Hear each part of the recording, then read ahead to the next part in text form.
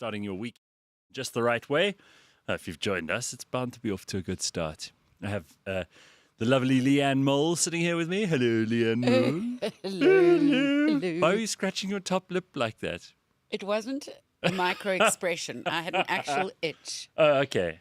Was it still itchy? Yes. Jesus, you need to get that seen to. It might be eczema or something. Very itchy. Okay, I think I've got it now.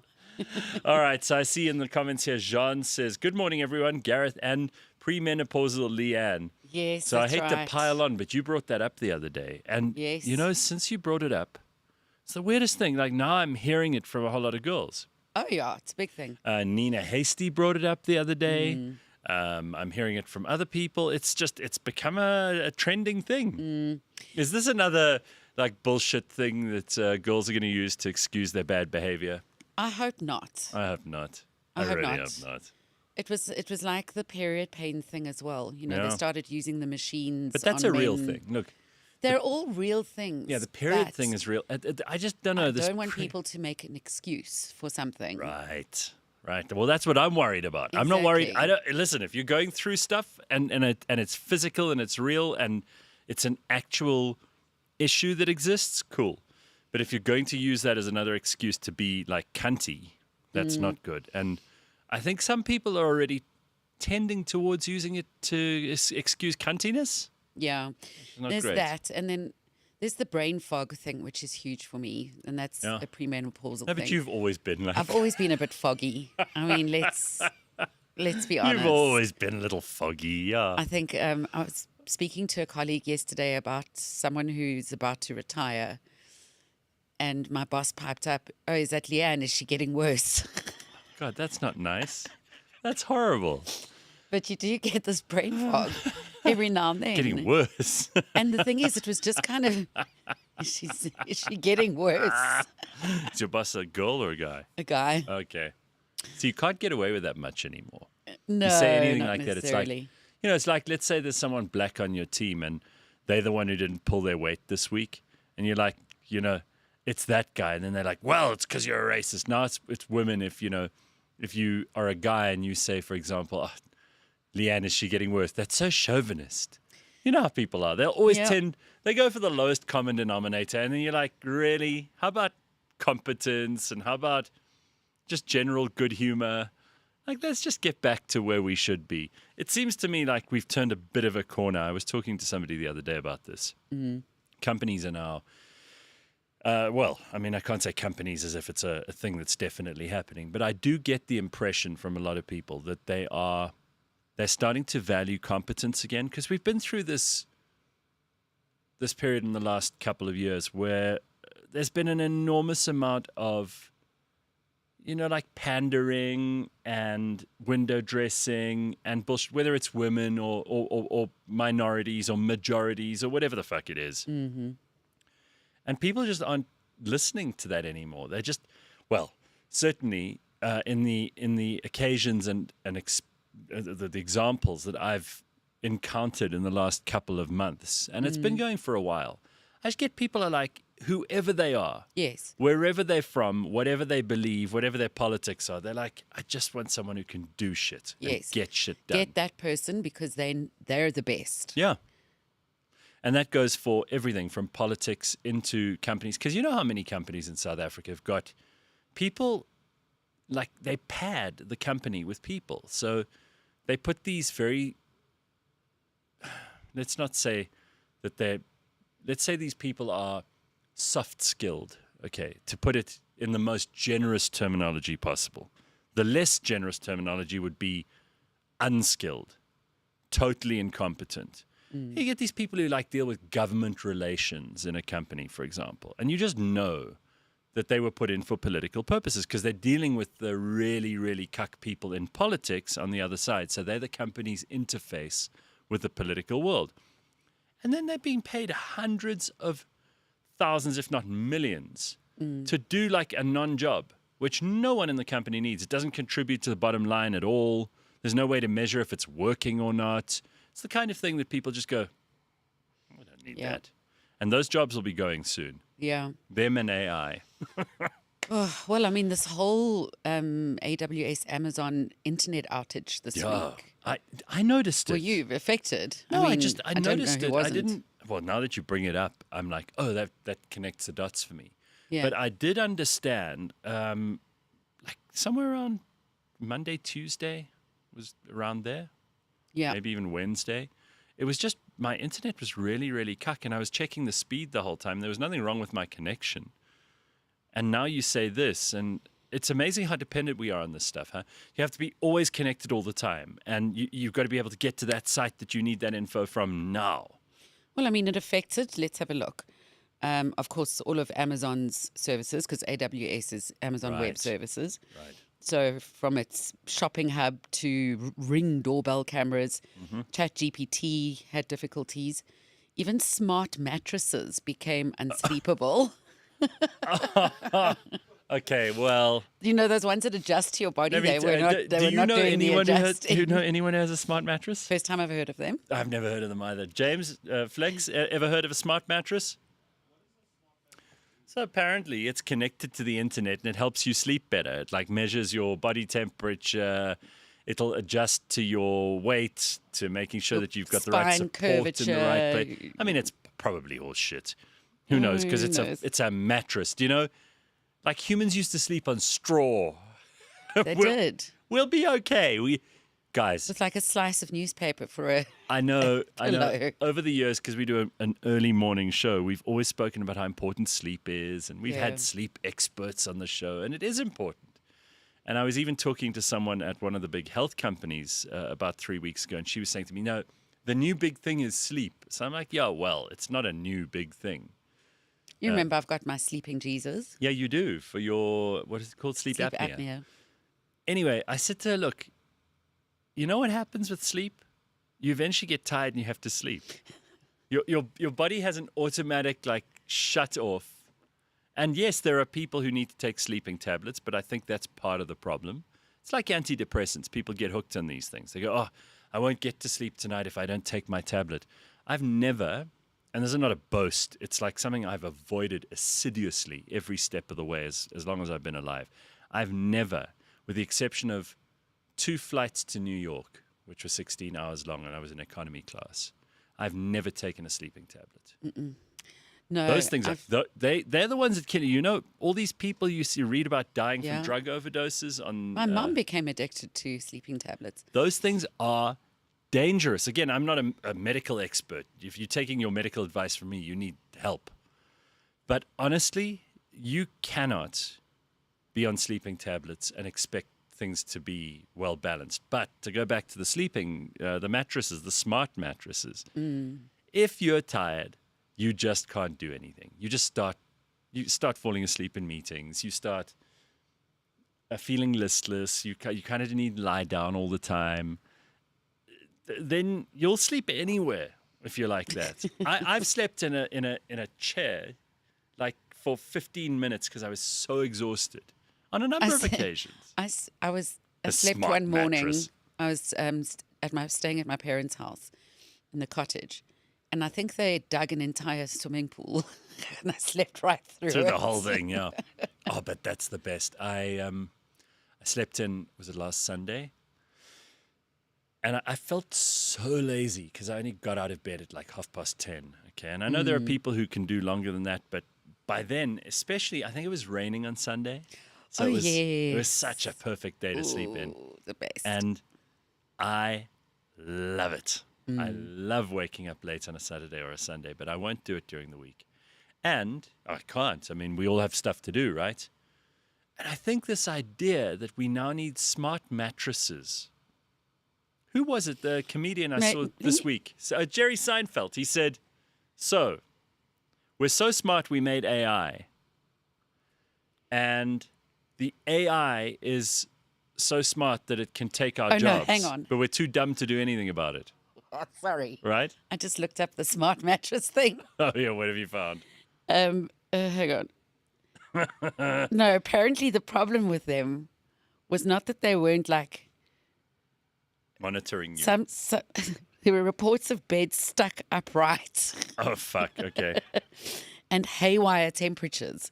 So they were like cooking So people. unplug it, you idiot. I mean, what are you going to do? Oh my gosh. Listen, again, there is a solution to all of this stuff, right? And by the way, I've noticed that I even posted a thing about this week, a prompt-stitute. You know what a prompt-stitute is? No. It's someone who cannot think for themselves anymore. They have to ask AI for everything. All right. And people are more and more becoming prompt-stitutes.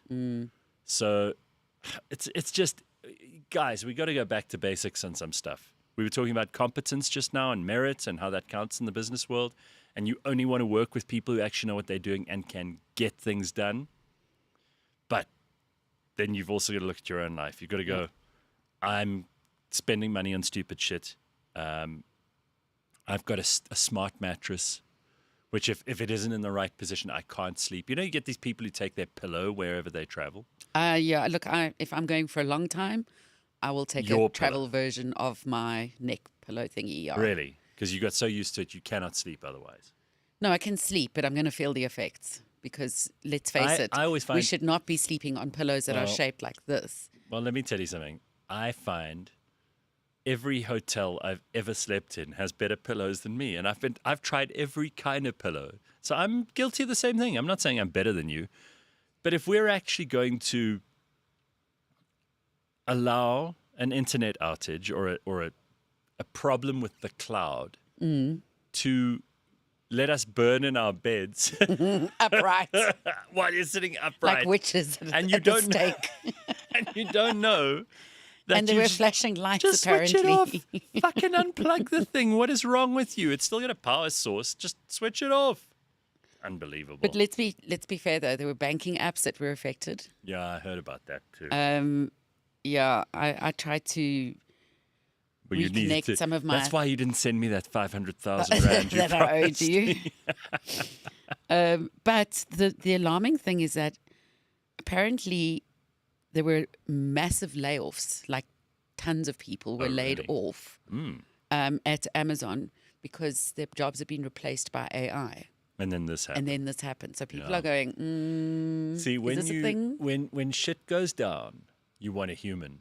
You want a human, first of all, to be angry about, so that you can shout at someone, because you can't shout at the machine.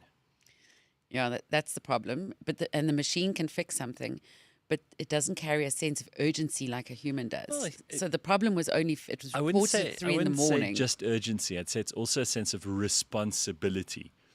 You know, there's a person that has to embody the idea of responsibility or accountability, and you can tell a machine this is unacceptable. You must fix this. It's going to be like it's objective and without feeling about these things. It's not going to go, oh, I feel so bad that I let you down. let you down. You know, you can't say I'm going to fire you because you can't fire it. You've put it in charge of your whole life. Yeah. Unbelievable. I know you still love me, but I know you can feel you're disappointed in me. So Slippery Pickle says, do not mock barbiturates or quaaludes until you try them, Gareth. Watch Wolf of Wall Street. They work great. Okay, so I've only ever heard about quaaludes. It's before our time. Never heard of this. Well, it's before our time. So they used to be like the drug in the I think the 70s and early 80s. And Uppers or downers or... no, I think they just like turn you into mushroom. Like Okay. you just become you're like, you don't even know what's going on around you. I don't know. I mean, enlighten me, Slippery Pickle, because I can tell you right now, downers, the things like sleep medicine and things that make you melancholy or paranoid or whatever, those are the ones that kill people. It's never the uppers. And I'm not saying those are good either, but you know what we're talking about. I can sleep anywhere, anytime, says Gavin. See, this is my kind of guy. I think it's because I'd pass out and sleep anywhere in my youth. Well, you think about it. I mean, obviously, when you're a kid, you don't have neck pain or any of that shit. Your body is just incredibly supple and able to deal with anything. But I don't know that it is. Like, we're being a bit princessy these days. There's a fine line, right? I don't know which side of it I'm on. Sometimes I'm a bit princessy and need my pillow and I can't sleep. And I have those days. Yeah. We all do. But then I also have those days where you could put me, I'll sleep on a floor, like a floor with nothing on it, and I'll be fine. I haven't had one of those for ages, but I could. I think I could do it. And maybe sometimes that's exactly what gets your spine all sorted out. Yeah, it's true. You know? There's a big difference between downers and downies, says Bitcoin Butch. Yeah, got to be careful. And then we've got to just comment quickly and briefly about the goings-on in South Africa this week. They've been having this commission of inquiry about the police. And Yes. it is uncovering just how rotten and crooked this government and the police force are. And I just don't know whether the ANC can take any more of this, because it is now patently obvious to anyone just how this is a gangster state. Yeah. It's run by gangs. Those gangs are made up of people who wear ties and who make speeches that they don't mean a word of, and then go out into the real world and spend 80 to 90% of their time enriching themselves and their families. With money that's not theirs. Money that's not their state money. And you know that tap's obviously closing in some places. It's not closed well enough, if you ask me. But if you still support the ANC as a political party in 2025, after all of this info has been revealed, if you're still one of those people who's walking around talking about the liberation movement, comrades, whatever it is, BEE, I'm like, I feel bad for you. I really do. I feel bad for you because you're obviously, it's like those people who are still wearing masks in their cars on their own because they're worried about COVID. You're just stupid, and there's just no helping you. There are occasions where people need to be told that they're just very stupid, and you are no longer really the kind of person who should make decisions over important things. Which brings me to a breakthrough I had this week about democracy and government. Do you want to hear it, or should I save it for later? No, let's hear it. You look Is so there excited. please let it be slightly positive. No, it is. It's terrifically positive. Good. It's the most. So I've been thinking about this for a long time, and people always go, "Oh, what do you think is going on in the country?" And I don't know. I mean, I don't know. I don't even watch the news anymore. Here's the thing. Not everybody should have the vote. That's where we went wrong. It's like we're giving everyone over the age of 18 the vote.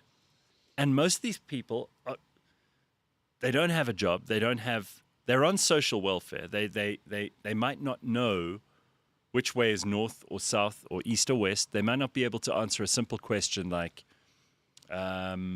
what is the difference between parliament and the courts? You know, like basic stuff. Because voting is actually one of the most important things you do. I mean, this comes from the left and the right. They always tell you democracy might not be, perfect, but it's the best of the possible options. And I kind of agree. Okay, but wait, what are the possible options? For voting. Yeah. So obviously we 18 is young. So maybe we put that up to 25 for starters, because I'm not saying 25-year-olds are necessarily objectively smarter than 18-year-olds, but they've got real world stuff to deal with. 25-year-olds They've started working. rent to pay. They've got food bills. They've maybe got kids that they have to look after. They've got, an 18-year-old is like, I'm going to drink. Yeah, I certainly think about myself. I wasn't that much cleverer at 25 than I was at 18. I was stupid at both ages. But you have more real-world responsibility. So you actually have to consider more than just your own enjoyment and entertainment every day. So I think maybe that's the first step. Second step is you have to prove that you're a citizen, which is pretty easy. We've all got documents, ID cards, old green Mamba ID. Are you saying that maybe non-citizens have Well, been voting? I don't think you should have dual citizenship. So if you Okay. belong to two countries, you should only be able to vote in one. And if you're going to vote in that one, then you can't vote in our one. So that's got to be another rule. And that's also easy to monitor, right? We've got all the documents. I mean, for fuck's sake, when you travel, how many documents do you need? So we've got all of that. It's not going to be more work for the system. You can check someone's age. You can check they've got an ID. You can check they're not a dual citizen. Cool. That's easy. That already will cut out a lot of stuff.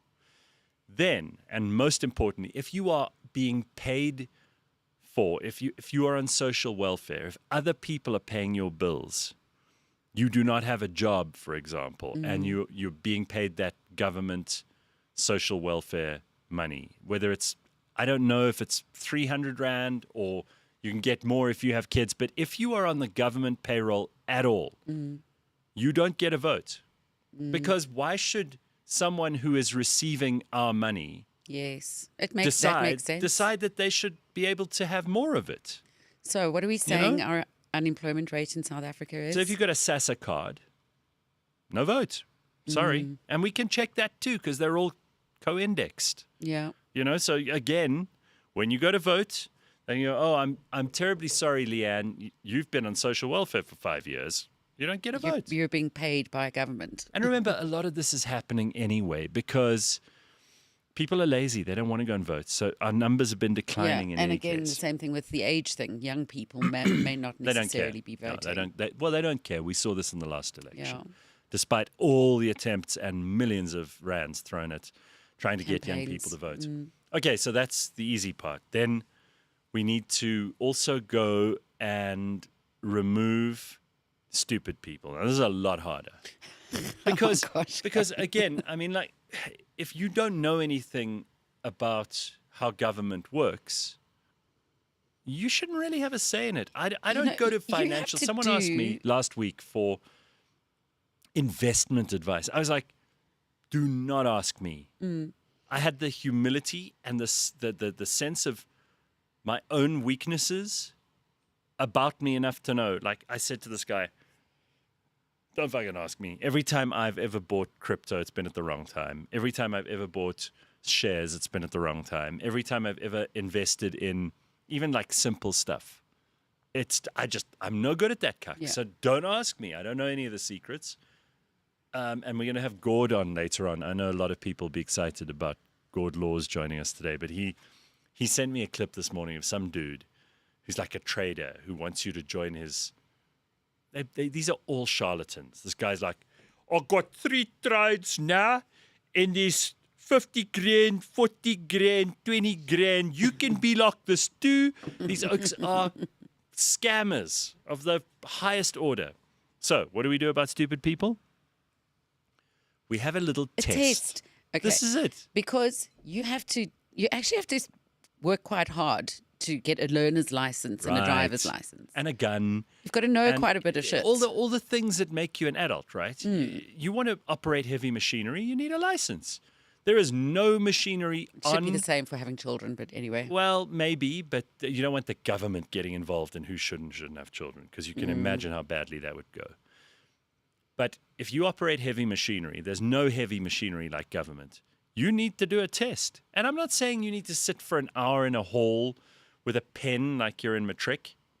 What you need to do, you could do it, you have to do it in a place where you can't cheat and Google the answers. So essentially you could do it at like the traffic place where you get your driver's license. You could do it at a government department. You could do it in a bank, for example. I mean, we're already getting our IDs. Our banks are already taking over that role. So I'm sure that this would be easy to do. And only the people who really want it will do it, right? So again, low effort people who just don't put in any time with anything, they're not going to pitch for this stuff. And then you ask, maybe it's 10 questions, maybe 20 questions. It's like when you get a citizenship or a green card or something like that. So you need to know those things. You need to know like how many provinces, like simple stuff. I'm not talking about higher grade. How do you explain the difference between a green paper and a white paper? Explain this legislation. Yeah, where the president's assented to legislation or not. You don't need to know any of that stuff because, frankly, I don't even think the politicians know that stuff. But basic stuff. What is the difference between the legislature and the executive? And you have multiple choice. I would need to study for that. But multiple choice. Like, okay, maybe that's even too high a grade. Let's say, what is the name of the highest court in the country? Would you get it?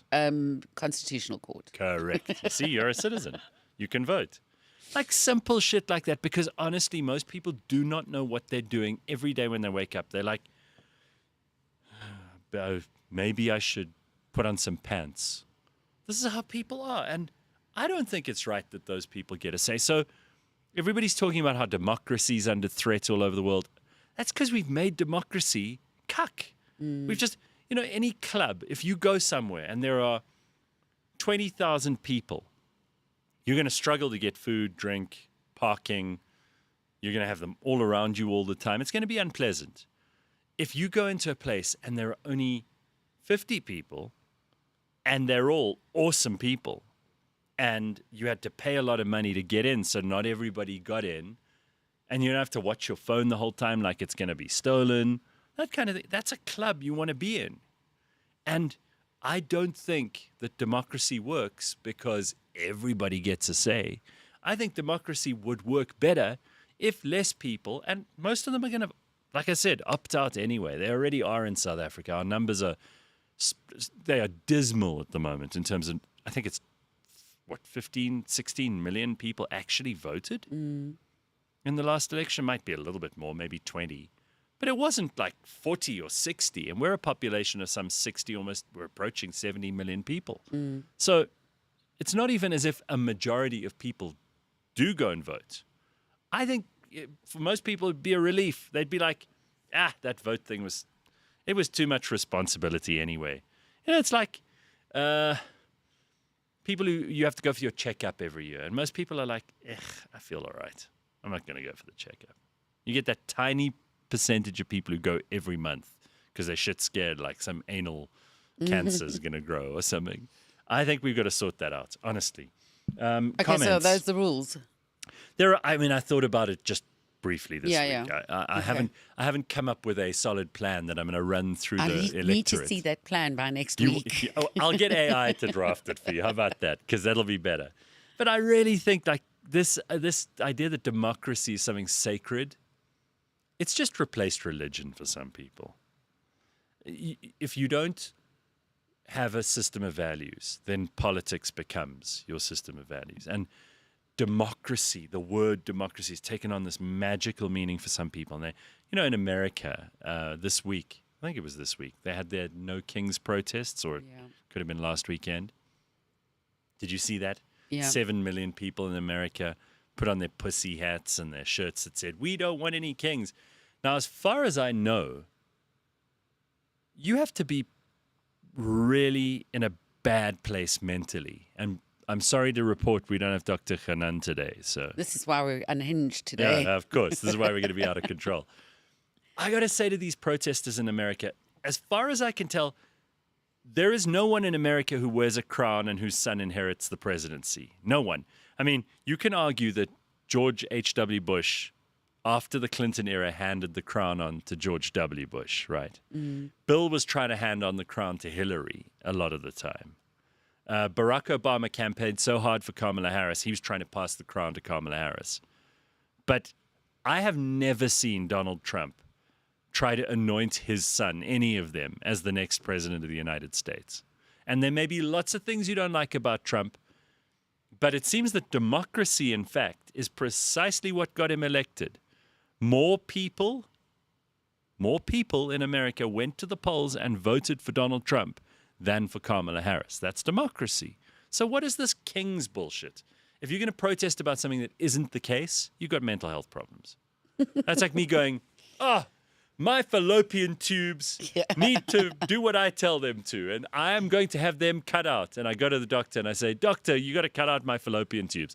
The doctor goes, "You don't have any, you idiot." And I'm like, "Oh shit, okay, I don't have a problem then." So That's how they're it not is. talking about a concept. It's not that this is not too evolved enough, because again, you go to the people on the street, and many of the clips that I've seen in the last couple of days from these protests will disabuse you of that notion immediately, that these are people who are high-minded, they're advocates for democracy, they're thinking about the political system and their future. These are not smart people, because when you ask them simple questions like, why are you protesting? They can't tell you. And if you dig 2 or 3 questions deeper, it becomes very obvious that they have no idea why they're there. Their friends told them to, or they were paid, or they wanted to wear a funny outfit. It's like cosplay. They're cosplaying a protester, because protesting has become cool in America. So I just can't take these people seriously. And I think in South Africa, we've also got this idea since 1994 that democracy is something holy and sacred, and that, the angels are involved in it. And you just need to look at the day-to-day news, which, again, I'll admit I try not to do because it depresses me, to realize that democracy it's a cuck system. It may be the best of the cuck systems, and we may not have found anything near utopia or perfection yet, but there's a lot wrong with democracy. And if you put more into it than that it is just a system of government, then I feel bad for you. I really feel like you need to find things in your life that mean a little bit more, that do you some good on a day-to-day basis, help you to make better decisions. Fighting for democracy is like me. It's like me going out and fighting for being a man. Like you already are. You don't need to go out and tell people, I'm a man and I demand more rights for men and men are being put down. And we talk about this stuff occasionally, but it's not the be-all and end-all of my life. I don't wake up every day going, oh, thank God I'm a man. Imagine that. Proud of it. I'm proud. Proud to be what? White. Proud to be a man. Proud to be 40-something years old. Like, these are things that you didn't have any say in. Yeah, What are you, so true. What are you proud of? Like, most people who are alive today in South Africa and are able to vote had nothing to do with what happened in 1994, including us. We were kids. Yeah. So I'm not going to take credit for that and say, as a country, we did X, Y, and Z. Who do you think you are?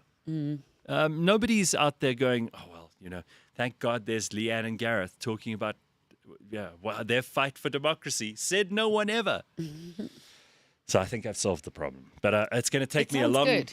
It's going to take me a long time to pitch this to people, because when you give someone something and they get it for free, then they don't want to give it up. So if I give you a packet of sweets and then I say, well, no more sweets, then you're like, but you gave me sweets the other day. I want more sweets. I don't know what this... Let's see if we've got any support for this. Democracy Samur, as Peter Dirk Ace put it. Yeah, maybe Peter Dirk Ace... I think there are plenty of reasons why he was ahead of his time. Bitcoin But says Steve Bannon said they'll do a third term. Again, I'll wait and see. And I know people are always perceiving threat where there is and where there isn't, but I don't think this is a thing. A lot of Trump supporters' IQ is not high either. A lot of them says Pumlani. Yeah, you're right. That's exactly why we need to have less democracy. Less all over the world. You've got to actually know something to be able to say something on a subject. You see, the internet has given everybody this idea that their voice counts, that they are important, that everyone out there is waiting to hear from them. And they're not. No one's waiting to hear from everybody else. Most people we'd rather not hear from, thank you. And when they do open their mouths, it doesn't take you long to realize that you never wanted to hear from them. Yeah. You're like, oh my true. God, that's a minute I'll never get back.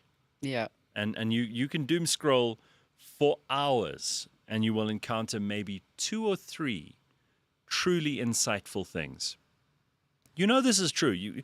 I know no one's arguing with me when I say that now. No one's sitting in their car or getting ready for work this morning or going, oh, well, that's bullshit because I find quality all the time on the internet.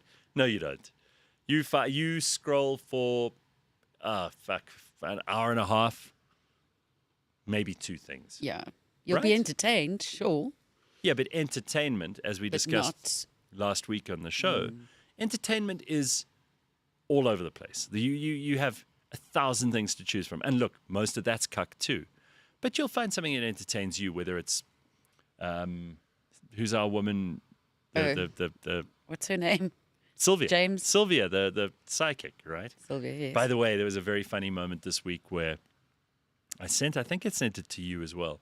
It was Sylvia Brown's birthday. Now, someone had made a little picture of happy heavenly birthday, Sylvia.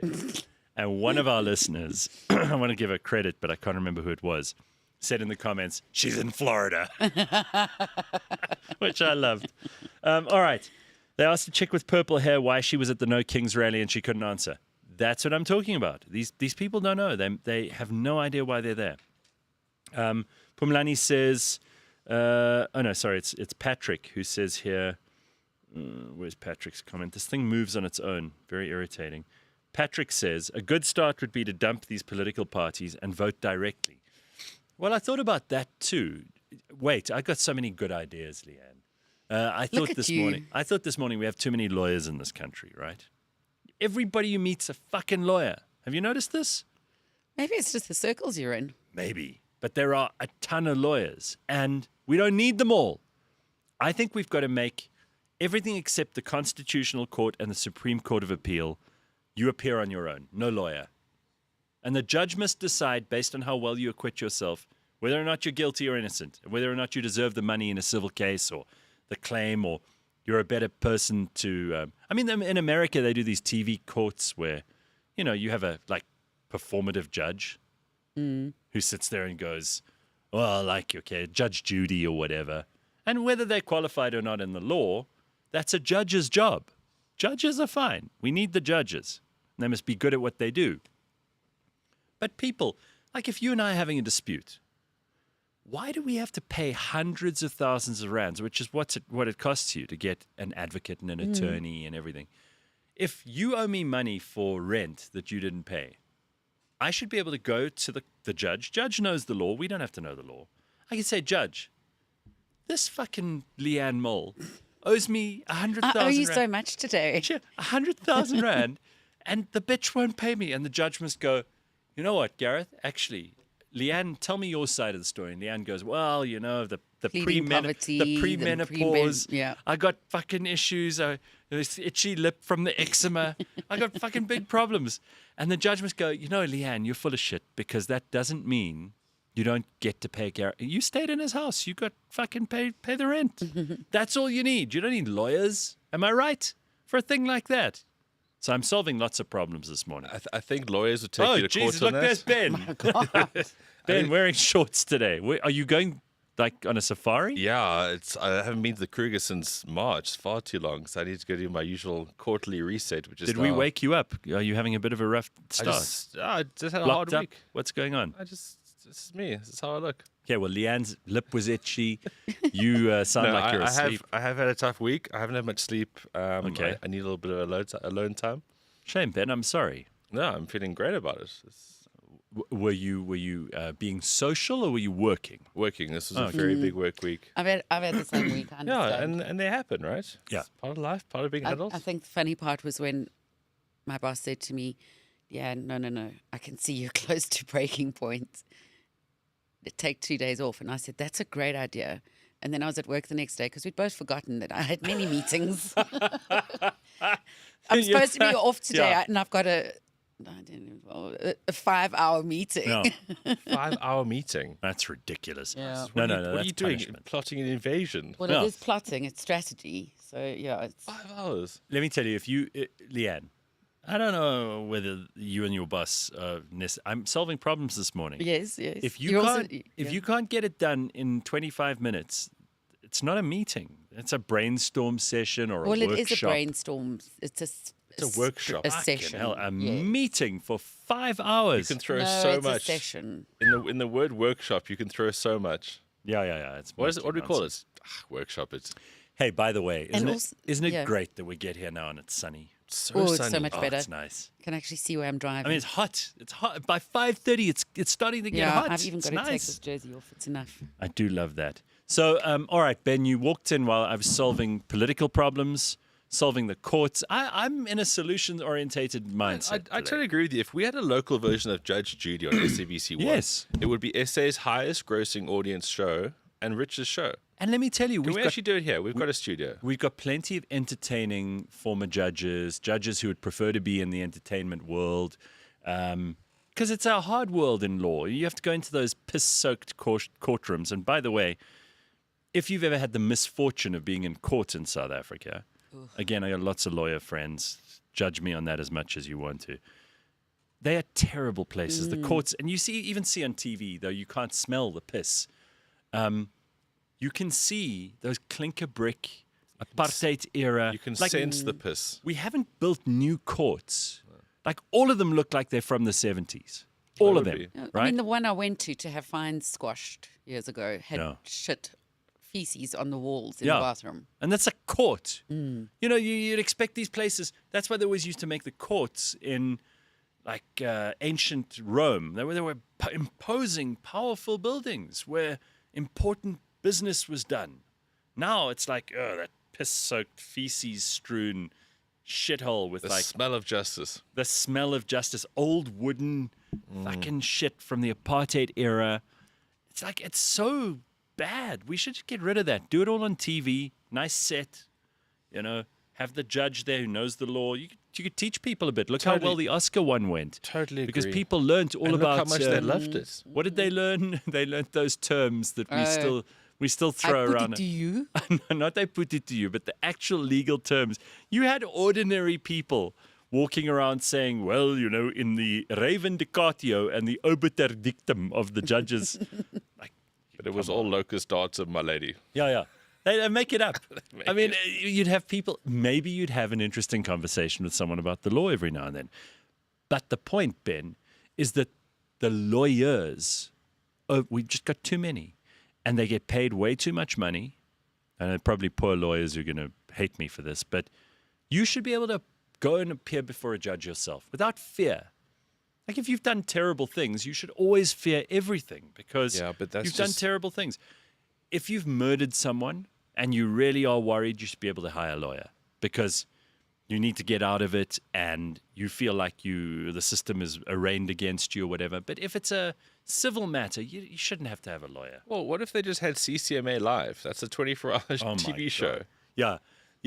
We're full of great ideas for entertainment here. fired my domestic worker because she stole my watch. I did not steal your watch. You can have that. I mean, that would be hilarious. Well, yeah, I mean, it would be... It would be 24/7. It wouldn't be hard to do. You set up a It couple wouldn't of be hard to cameras. do it all. It You would get- be... People love watching this shit. I think so. I really do. I guess they were campaigning against Burger King or something because America knows, who knows, Africa's one country. There are a lot of drunk people in the comments this morning. Holy shit. They they're had a up Boozer early. Thursday. Big time. All right, so let's take a look here. I suggested something like your current voting theory says, Shalas, 10 years ago.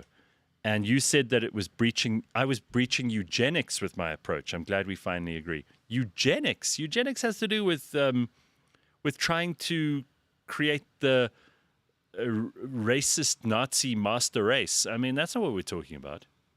I'm talking about a test to determine whether you're able to vote, a basic age requirement, 25 rather than 18. Yep. And you should be a citizen of this country and not a dual citizen of another country. You can't decide on the governments of two countries. Who do you think you are? Elon Musk? No, if you want to be South African, you've got to vote in the South African elections. And you've got to qualify to vote. I mean, there are lots of other conditions that I'm not putting in there that I thought about. Well, like I thought about like property ownership. Like you need to actually own a property, like the old landowning classes used to decide what was going on in America when they wrote that constitution and in Britain. But I don't think that's fair because many of us might elect to rent rather than to buy. And owning property is a fucking nightmare in South Africa. So maybe that's not a qualification that you need. Or like SARS can issue you a voting certificate because you... Well, maybe the more you pay SARS, the more votes you get. Because that would seem fair to me. Like if you're paying for this shit, then you should have a say. 2 votes, yeah. And what happens to your money? if you don't contribute, and I'm not talking about VAT because everyone pays VAT for everything, right? You buy a Chappies, you're paying VAT. That's not a qualification. I think if you're on welfare and you're taking money out of the system, you definitely don't get a say. Definitely not. Yeah, I'm not going to fight you on that. Yeah. You're already getting paid. I don't get paid by the government. Do you? Yeah, but if you're getting paid by the government, you probably don't want things to change. Well, But- you want more. but then And the- that's a bad idea because all you're going to do is vote for the person who promises you more free stuff. Exactly, you're and we bought. know that's just a scam, right? Speaking of scams, I have to ask you guys about this. I mentioned it to Leigh-Ann briefly before the show this Oh, no, morning. the Nigerians get you again. No, I check my email twice a day. I don't overdo it. If you need me to get back to you on an important thing, you WhatsApp or phone me, and I'll do it. I don't overdo it. You make it sound like pruning a hedge. No, but Ben, you know, there are people who sit there the whole day, like waiting for an email. I, to come I, they've also through I or- got get jobs an that they have email to- every 2 to 3 minutes. Okay, but then, so maybe I don't check it every day. I mean, it comes in. There are people But people I have will- different jobs where they have to be Yeah. on it the whole In the time. morning, I will reply to as many as I can so that by the afternoon I can get rid of all of those. But by Friday, 3:00, I will clean out my inbox. There'll be nothing left there. And obviously, there's some that you have to prioritize for the next week or I think I whatever. have 7,000 sitting in my inbox. No, that's outrageous. Then you're a disorganized person. Or Or overworked. well, She just said you're she being spammed. Like you're being copied on shit Gareth, that isn't people your have very decision. different jobs in this world. Okay, fine. Maybe maybe your horrible 7,000 inbox email system is great for you. No, you can tell the anxiety that's strewn face is not great for her, but it's the reality of work. Well, you need to get control of that. You need to get control of that. I just delete. If it's got nothing to do with me, delete. Especially if it's people who can't make a decision for themselves about something that I actually have nothing to do with. Delete. Yeah, sometimes I'm the person making the decisions. Yes, but that's fine. Then that's important. Then you get back to it. Anyway, the point is, I showed Leigh-Ann this morning. Yes. I got 10 bullshit emails from a bank I don't even bank with. Now, I am fastidious about clearing. I unsubscribe from things when I try to block stuff. That's a lot more complicated with my email system for some reason. I can't just block an email address. I have to create a rule and I have to copy and paste that email address in. It's a nightmare. But fucking Standard Bank. I don't know. I've never dealt with you, Oaks. I've never had anything to do with you. I don't know anyone there. We've never done any stuff with them as a client. I don't remember them ever advertising with me. I could give a fisherman's fuck about Standard Bank. It's not in my life at all. I've maybe driven past their head office twice in my life and noticed it. That's Standard Bank. Leave me alone. Is it really them, though? I think it is them. It's spam. I must tell you, whoever's handling their marketing, you guys need to be taken into the town square and whipped. So you and I bank with the same bank, Yeah, it's not that one. but I don't get this spam. Well, maybe someone has maliciously subscribed me to their all list because I've tried now. Maybe you're the CEO of Standard Bank Maybe and you I'm just don't actually the even CEO. know. You're supposed to be No, it's a guy called Sim Shabalala. you're supposed to be doing No, Leigh-Ann, work on those emails. if I now it's got to the point where when I see their logo, I get furious, and I have nothing to do with them. We've got to do something about the spam problem, people. It's a major issue, and I know I'm not the only one who gets spam. What are they saying? You to get spam from other people though every day, don't you? Yeah, Yeah. but some of it's my own fault, I will. or because I've dealt with. I'm going to start Okay, just because I don't need to plan this.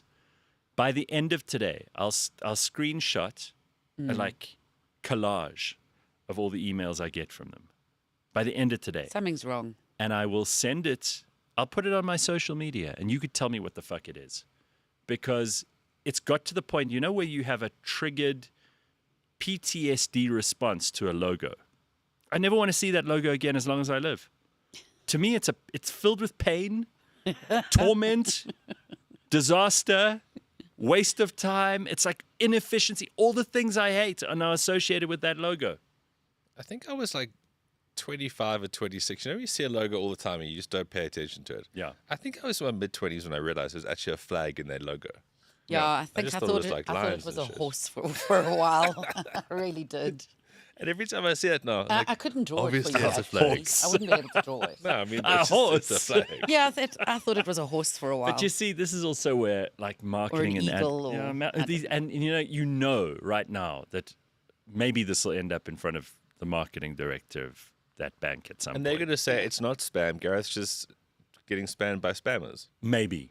Because people do Maybe. masquerade as banks, Gareth. This is how phishing Maybe scandals it's work. not the bank's fault at all. In which case, I apologize. I hope that you see to the end of this clip As a to get the clangor that I'm actually apologizing if it isn't you guys. As But a high net worth individual, there's various people who want you. You I'm want not your a high net attention. worth individual, and trust me, you don't want. I hardly deal with my bank.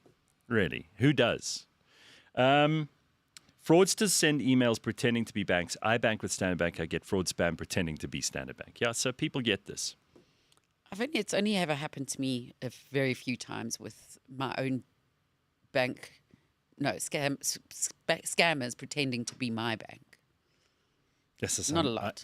I'm really, really badly affected by this thing now. It just got like You're having last a week. visceral No, reaction. because Well, it's Gareth, been you going wanna on be for rich? months.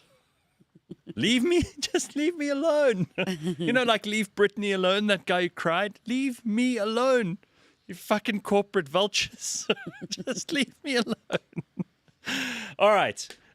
We got to move on to some other things. I mentioned we don't have Dr. Hanan today, so I'm sorry you won't have your Damn it. weekly mental health check. The only reason Ben comes here. So it keeps me together. He's like the glue in my Sorry. life. Do you want to talk about the outfit, Ben? A Vasio Fleis shirt, the Bourbal Yeah. shorts. You're trying very hard. Is this a it's mega delayed? comfortable. Is this a delayed Heritage Day No, thing? this But is- also look in that shot. The difference in our skin color. Yeah, the- yeah, you don't go out much, huh? There's the email every 2 minutes coming back to bite you again. So are you going away this weekend? Yeah, I'll go in the Kruger. Oh, lekker. Yeah, I have to. It's part of who I am as a person. It's my I know you like it. it's my wellness. It's my balance. What do you do there? You sit with a hat and binoculars. I don't do binoculars. I don't see the point of binoculars Oh, really? because if it's too far away to photograph, then it doesn't Okay. exist. It's like, oh look, there's something over there. It's like, Oh, but you take beautiful pictures. I've seen some of them. It's good shit. yeah, I go with my camera. I braai place and I read books. Oh, that's me nice. for 2 days. Do you stay in the park or just outside? Yeah, I always stay in the sand parks places. So this time around, like if you ever want to go like late notice to the Kruger, you will never get any chance of accommodation. Anywhere decent for like 6 months even. But if you want to go, you can go to Bergendal. There's always space there. And yeah, I'm going to sleep. Well, not anymore. Now you've shared that. You No, shouldn't have said it's, it. look, it's Buxton everywhere. It's the most Facebook place you've ever seen in your life. Like our courts. Like that our we were course, but talking about without the earlier. smell of piss, Gareth. Let me tell you, people will criticize all kinds of things. They wake up in the morning and criticize. I just have to say again, purely from an aesthetic point of view, whichever Dutchmen were in charge of South Africa in the 70s, they really liked concrete, face brick, and those lines that go... What You are know? those? Yeah, it was like What a are those? pseudo And powder. larpers. and That's larpers. larpers. You oaks. Nothing wrong with a larper, listen, though. I've got Fat Afrikaans larper. family, I've got Afrikaans friends. You oaks need to be ashamed of the kind of architecture. If you look at blocks of flats that they put up, let me tell you, you have to orange glass. Who in the world went? Orange and brown. We need orange. We need more orange and brown glass in our buildings. Only the Dutchmen And we could have need a that kind of green bad bathroom taste. and a pink bathroom. Green and pink. Your bathrooms were green and pink. And Yes. yeah, and the suits were chunky and grey. You'll get away with blaming the 70s for a lot because it was the era, right? All over the world there was cuck taste going on and there was no good architecture at all. It was a terrible time. For the 70s, you could block off that period. If aliens landed here, we should cover all of our buildings from the Sheets. 70s in sheets because we don't want them to see that we were capable of that level of disgraceful taste. It's okay? like that one floor at the SABC. Yes, sis. and brown carpets. Do you remember when brown carpets were a Fluffy. thing? But let's put all of that aside. I mean, I can argue that since the 70s, our architecture hasn't got much better. So while I'm piling onto lawyers and Standard Bank, and I'm going to Architects are climb in into there too. architects as well this morning. You guys have got a lot to answer for. Not one beautiful building has been built in South Africa since, I don't know, 1910. Not one. What I'm about going the to stand Discovery Building? hideous. Do you I hate hate it? it. I hate these glass chrome monstrosities. Are you trying to upset me this morning? Is this what you're after? Maybe. Anyway, you guys have got to answer for the clinker brick, but you were telling us about the Kruger Park, which is a great place. Great place. We Yeah, should be because very proud of it. There is more about function than anything else. And these places you stay at, like Bergendal, sure, it's just functional. You're in the Kruger Park, you stay. They're like the places are quite big. There's 2 Bibles per chalet, of course, as you would expect. Yeah, it's great, eh? Ilon hours away. says, I mean, didn't Ben burn the Kruger down last year? Never. Well, you were there at the time there was a fire I with was some putting tourists. fires out. Yeah, you were. I even have the video evidence somewhere. I was firefighting, yeah. But you did not. Let's just clear your reputation here, Ben. Ben did not try to burn down the Kruger Park. Yeah, it was a foreigner who went for a walk while starting his braai. And then me and about 20 other people had to try then put out 3 chalets. Yeah. They were on fire. Yeah. Unfortunate.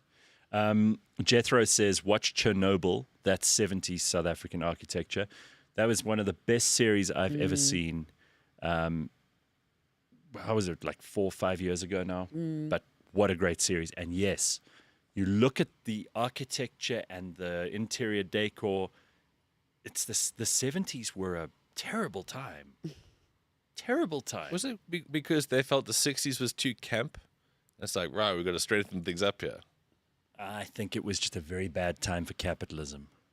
It was blunt. It was the peak of Russia's influence in the world, and there was this idea that everything needed to be as ugly as possible. There were actually people who were counter to what beauty is. I'm an aesthete, so I was furious this week. Again, furious. I got furious. You know what I get furious about? Do you want to guess? Aesthetics. No. Council. No. You guess for an hour. You go flex, James. You want to guess what I was furious James, about it's this week? lethargy and communication. How many more guesses have I got? Go on. Fat people. No, none of those normal things. Fat people in traffic. No, they stole a bunch of stuff from the Louvre this week. Those dipshits, yeah. A bunch of guys who were pretending to be construction workers with angle grinders got onto cranes outside the Galerie d'Apollon, which is where they store what remains of the French crown jewels. They've got Marie Antoinette's necklace in there. They've got Empress Josephine's crown. They've got a crown that Louis XV used when he had his coronation. And remember, the French have got little to show for their pre-revolutionary past because they fucking destroyed most of it. Okay, so I have very little sympathy for you French people in the first place because you should never have got rid of your kings and your aristocrats. France has been an unmitigated disaster ever since, and I'll prove this with this story. These are priceless historical treasures that belong to the world, not to France. Same as my problem with the Egyptians when they were going through their Arab Spring or whatever the hell that was, and they decided to allow a mob to loot the museum in Cairo. It's the same as the Taliban destroying the Buddhas of Bamiyan. But there were Those are those not kids yours. that were throwing paint on shit. The kids who throw the paint on famous frescoes. Just this week, there was another example of that. These are not yours. They don't belong to you. They belong to the world. They belong to humanity.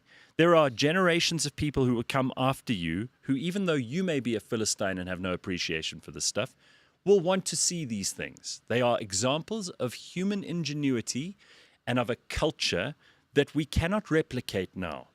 Mm-hmm. Do not steal a block from, not that you can, but a block from the pyramids because you're taking from the future. You have no right to any of that. And neither does Emmanuel Macron or his husband. Okay? Exactly. None of you do. But then Here's the problem. These guys brazenly got in there. They stole these priceless treasures, which they're going to try and sell on the black market or whatever. But the point is, they were constituted into crowns and necklaces that cannot be replicated. So we can't just replace these with other jewels. I mean, yes, we have pictures of them and what about 3D printing? No, I'm kidding. I'm kidding. Leigh-Ann, they were made by artisans for a specific purpose at a time that is gone, that we will never be able to replicate.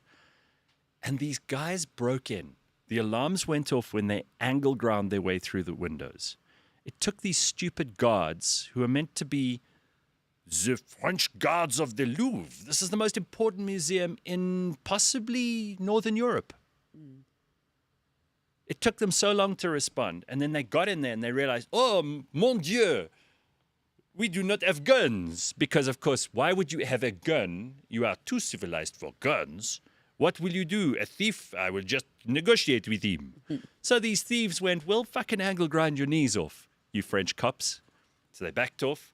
And the thieves brazenly got away with everything on scooters. Ugh. They drove away on scooters. We're not talking Ocean's 11. You need Charlize Theron with a fucking Mini that can spin into the tunnel that they killed Princess Diana in. This is like scooters, and these gendarmes in the Louvre stood there going, "Oh, what are we going to do? Maybe we must call Brigitte Macron. She will help us." And the woman who's in charge of security at the Louvre obviously went, "Oh, it's terrible. I don't know what we are going to do. These are priceless treasures." You're like, bitch, it's your job to look after them. You should be fired. That's what should happen. And your guys need guns. You've got priceless artworks there. I was so furious about this, it took me 20 minutes to recover. We can tell. I was most angry when I heard that the crown was recovered, broken, just somewhere in the bushes. Oh! So God they damn didn't it. even have the respect to like keep it intact and really like cherish the thing. The crown is broken. It's like there, next to the knickknacks packet. I don't know who stole Okay, so this what stuff. were they going to do with it? Who knows? I don't know what their intention is, but you must understand it is not the monetary value of the jewels or the gold or the silver that can be paid for and replaced. In fact, there are many millions of people all over the world who would contribute. To talk about a GoFundMe, right? I would pay there. Look at that. That's what they did. And of course, because there's always construction in Paris, everyone walking past went, "Oh, just another day in Paris." I've been to that museum. I'm horrified by this. This is a travesty of, and believe me, I'm horrified at the thieves, but I'm more horrified at the French authorities who are meant to guard these treasures. Your job, your whole job, is to look after shit, and 99 out of 100 days you have nothing to worry about. You go to work and you watch porn on your phone. I don't care what you're doing. But these surrender monkeys at the Louvre raised the white flag and said, "Oh, take whatever you want, because we have no way of fighting with you because we don't have guns and we don't really care and we're just demotivated and we don't care about our culture or our history or anything else. And maybe even we're not from France, so why should we give a fuck about this?" You know. I'm still getting paid. And there's a woman in charge and she doesn't know how to use a gun. And she's not going to threaten anybody. She's going to walk down in a very pretty little dress. I'm sure she's gorgeous. Walks down there and she goes, "Oh, what are you doing stealing these treasures? Can I not have a discussion with you? Maybe we give you these instead? These are less valuable." Look at that. Show me a person who can make something like that today. You can't. Yeah, since Carol Boys has got as well. Carol Boys. You know, if I were in charge of the world, I'd melt down every fucking Carol Boys thing that's ever been made. And I'd turn it. I own a few of hers. And I'd make prison bars out of it. I hate that stuff so much. You have no idea. It's like the worst. It's the worst stuff. Someone gave me some once, and I was furious. I was actually furious. It's so disgusting. It makes me ill. And then you see something as beautiful as that, and you think, "Oh, guys, let's just get our priorities right." Anyway, I've got to move on. Otherwise, I'm going to go mad. Look at these. Look at that stuff. You know, and no one will ever make things like that again. All right. So a guy underwent a facial circumcision. The fuck is that? It's in the title for this morning's episode, so we've got to talk about it. So biohacker and entrepreneur Dave Asprey, have you heard about him? The Yes. father of biohacking? Yeah, Okay, so I knew you'd know about him. Underwent a radical facial circumcision procedure in Costa Rica. You should be worried by now if you're not. 28 square inches of skin were removed from his face and replaced with fat and stem cells from his bum, his ass, to tighten his Ask skin. about face.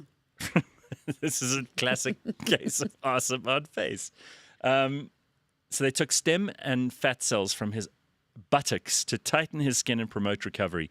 At 51 years old, Asprey, who once struggled with poor He health, looks like now. now aims to live to 180 and says that such anti-aging treatments will one day be as common as smartphones.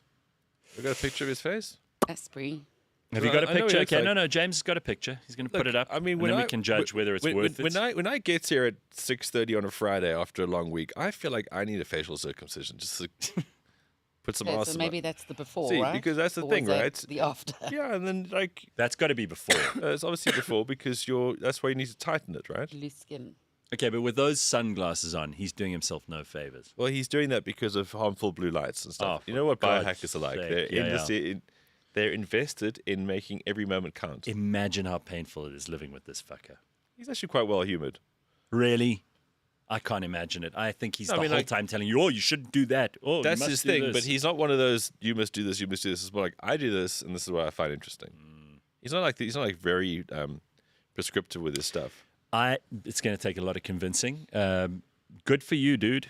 Dave Asprey, you can have as many facial circumcisions as you like. Doesn't look great right well, now. I mean, that's what you do look like after. It's a lot around the eyes, huh? I don't know if I'd want arse juices around my eyes. You know, like arse cells and arse stem cells. And Well, not taking it from your sphincter, Gareth. Your arse is a very important place. It's quite a It's a big huge muscle. organ. Yes, nice muscle. So Yeah, he's going to look like that for. See, this is the thing when you are older, you bounce back slower from these things. Yeah. But I see the logic. Okay, so you think small investment now, large return So later. all these things are. He wants to be 180. He has to do work. Like I want to be strong 80. So I've done Like Gary Player. like Gary Player. Yeah. Whose I mean, birthday's I'm coming up. surprised you didn't bring him up before I had. I just thought it was already on your mind. Guys, we got to do some important work here this morning. This is a story that actually the producers alerted me to. That apparently, South Africa's drunkest town used to be Grahamstown. Yes. Remember, Rhodes University they were so incensed one year when they lost the title of drunkest town in South Africa or drunkest town in the world. They held it proudly. Yeah, but they lost it to like Birmingham or something. And they were furious, justifiably. I mean, I'm totally on Grahamstown's side for the first time ever. 'cause- Imagine the bars that night when that news broke. yeah. So the people of Grahamstown, and particularly the students at Rhodes, who are famous all over the world for being just drunks. They're not alcoholics. They're drunks. They're lushes. They're kind of in Grahamstown, in its heyday, I don't know what it's like now, but Grahamstown used to be the sort of place where you had to avoid drunks in the morning traffic. They would cross the My street word. and shit. Like that's how bad it used to be. And these are often lecturers who are on their way to teach drunk students. I mean, the whole place is just soaked in alcohol. It's like a Christmas pudding. It just smells of brandy and beer and like that's Grahamstown. So I was kind of proud of them at that stage. I don't know if I'd still be. But we're going to try and heat map effectively the drunkest town in South Africa according to. So let's get a poll up, James, to start, because we've got to start off by narrowing the field.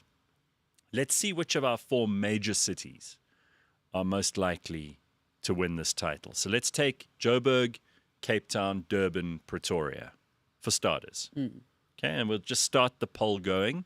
And then in the comments section, you can identify other places that deserve, like Grahamstown, for example, that deserve a mention. Potchefstroom is probably one of them. Yeah, that's a good one. Bloemfontein.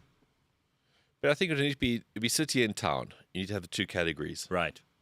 Okay. And towns are more interesting. Towns are more likely to be really drunk places. And by the way, we're Like not making a judgment here, positive or negative, right? No, like well, we're no. not going to be saying, And I can judge Robertson because I lived there. right. Okay, so maybe the little towns we need a separate category for. But what I'm saying is that we're not going to say it's good or bad. In other words, we're certainly not promoting it and saying that you should be the drunkest town, because in this country it doesn't take much to motivate people. Some town has to be, doesn't it? Yeah. Statistically. Yeah. It's always a winner of something. Yes. Right.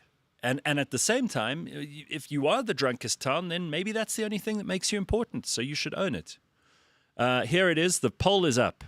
Johannesburg, Cape Town, Durban, Pretoria. Let's start with those 4, the 4 most important cities in the country. And let's see which one. Now, Joburg, I mean, we've got a history in mining. Mine workers get home on a Friday, they puza, ningi. Yeah. Like the mine workers, the mine managers, the mine owners. You know, the whole show of Isidingo basically was like the mine workers go and puza in the tavern.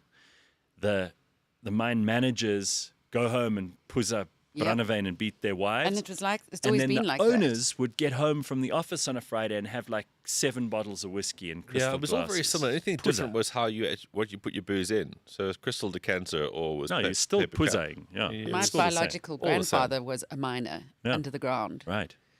And yeah, Functional alcoholic. he could not, as soon as he got home, every day, not just a Friday. It's a hard industry. Now, Cape Town parties hard in summer, but mostly drugs, not drink. A lot more drugs and lot more nice drugs. booze, looking good. Yeah, it's all about expensive top shelf stuff. but gummies I don't think and Cape Town's got a shoe in. microdosing. I really don't think Cape Town's got a chance Health of conscious. Yeah. Well, pretending to be or actually doing it. Durban. Now, Durban, if you include Umqombothi, like the whole of KZN is probably the drunkest province. I would say. Eastern Cape will give you a run, but Yeah, I because think, it's so sad there.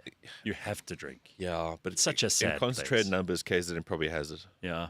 And then Pretoria, Pretoria again, Brandewijn, Also students. students, wherever there are students, there's going to be a lot Joel of in drink. Pretoria though, hey, and there's Loftus. There is Loftus. There's a couple of There are a icons. lot of home bars that will do. Loppers. That'll, With that'll sleepers. count. A lot of sleeper loppers. planks. See, Yeah. you've got to have icons of drunkenness. Like Loftus is a cathedral. It's a cathedral of drunkenness. There's a couple of areas. The amount of thatch larpers with Thatch brandy larpers, optics. big places for And this drinking. is where it draws in like the Glass ability. bricks. You forgot about the glass bricks. Let's not get back onto things that piss me off. We're on a subject of some interest here. All right, so let's say if it isn't Durban, then they best come up with another really good reason because that place is so fucked, says Carl dos Santos. He's right. He's absolutely right. What should I vote for here? I'm going to vote for Durban. I think Durban's in the lead already. I mean, we've had 50-odd votes, and Durban's already in the lead, but only by... No, it's equal with Joburg now. 31% to either of those. Okay, so let's take a look at some comments because we may have missed something. It's between Durban and Pretoria, says Tracy. If you think their rugby supporters are Sharks and Bulls supporters and they have a piss up before and after a game, maybe that's a good reason. Leigh-Ann, my biological grandfather, was also a miner, but he was only until about 18 a miner, and then he became... Oh, right. Here it is. Grahamstown is fucked now, says Chris. Okay. I think Kuruman, says Rhino Tube. If not the Northern drunkest town, it's very close to it. Yeah, I mean, there's nothing there, so you have to just puzza. Well, you get the drunkest per capita, and Kuruman could obviously be in there. Yeah. It's the only family that I like lives the way there you say it drinks. properly. Yeah, but there's also some old places in the Western Cape that are still living the legacy of the DOP system. James, Flex, your Definitely. votes? Eastern Cape, says James. Well, See. you know because your family are in Jeffreys at the No, moment. you know right? because your family feeds the booze. I yeah. would say 100%. They little towns. ply those people with alcohol. That's your family business. What about you, Flex? What's your vote? Joburg. Okay. I mean, that's your money's safe. Yeah, there's so many metrics here. It's not Cape Town. All It's I can a tell you. small town, I'm telling you. It's a Robertson type thing. Well, I mean, in the So, Cape, In the, absolutely. It is left over from the DOP system. yeah. I see it. When I used to go and buy a bottle of wine in Robertson or in McGregor, Yeah. sometimes they would have to, a drunk man would have to pull another drunk friend out of the way so that I could enter the store. I'm not lying. And that would be at 11 o'clock in the morning. And you were buying wine. And I actually spoke to the guy and said, the guy the one day, I said, what are these guys drinking? Wow. And he pulled out from under the bar a sunlight oil, what is that? Sunflower oil, Oh, sunflower oil. 5 liter. Wow. And it looked like it still had oil in it. So I said to him, but that's oil. He says, no, that's the leftovers. They call it something from the wine.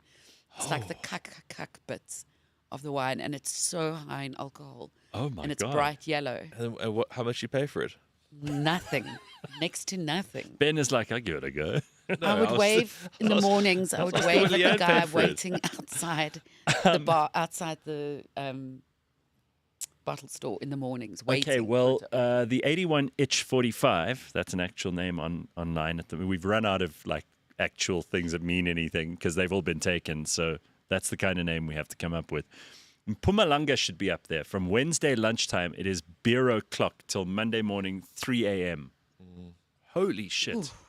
Mpumalanga, actually, yeah, I do think it's a wise inclusion. You know, places like Nelspruit.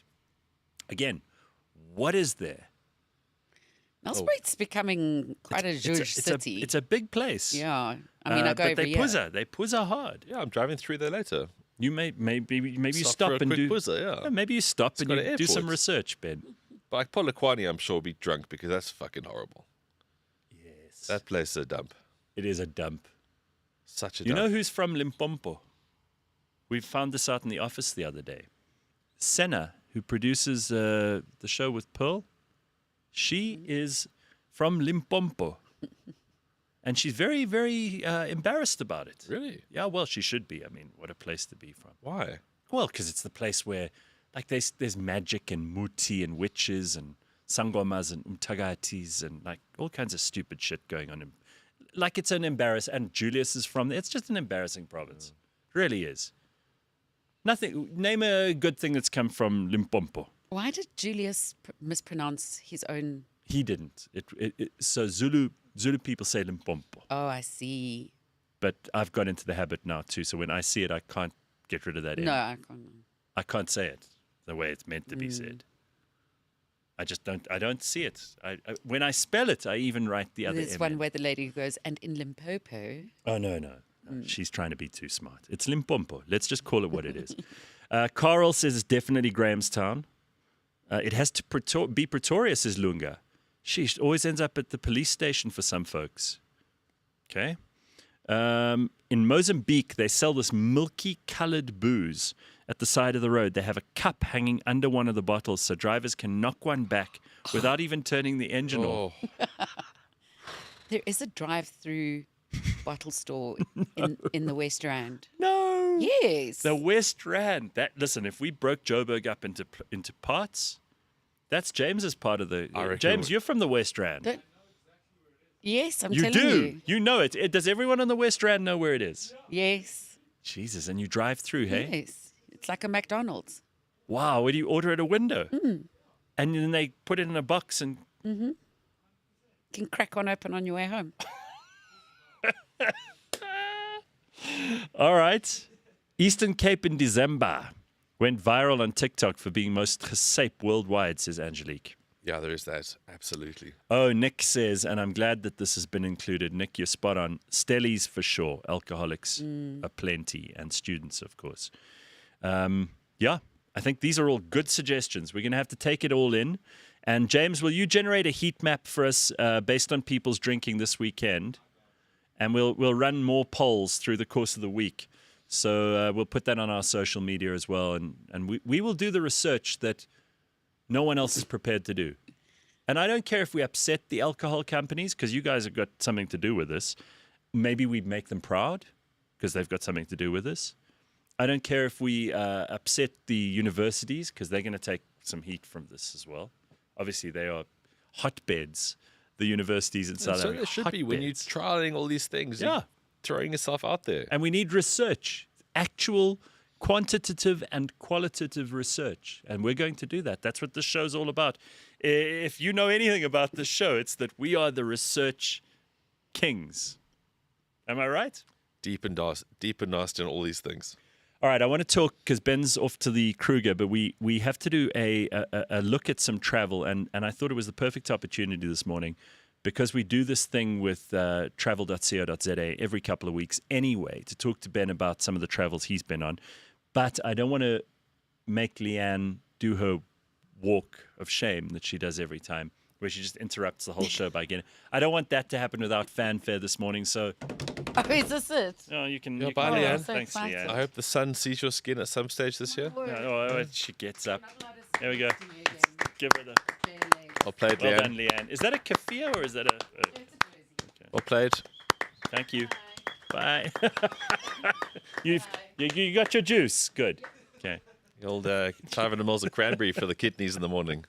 All right, there we go. The grand exit of Leigh-Ann Mole. All right, so with travel.co.za, every week or every second week, we get to check in on an important destination. We talk to people in the travel industry who can give you tips, hacks, things that you need to know, things that you need to do. And God knows it isn't one of our favorite subjects, right? And it is our favorite subject, because what do you do after a hard year of slogging, the one thing you get to treat yourself with is you go on a trip. It might be locally, it might be internationally.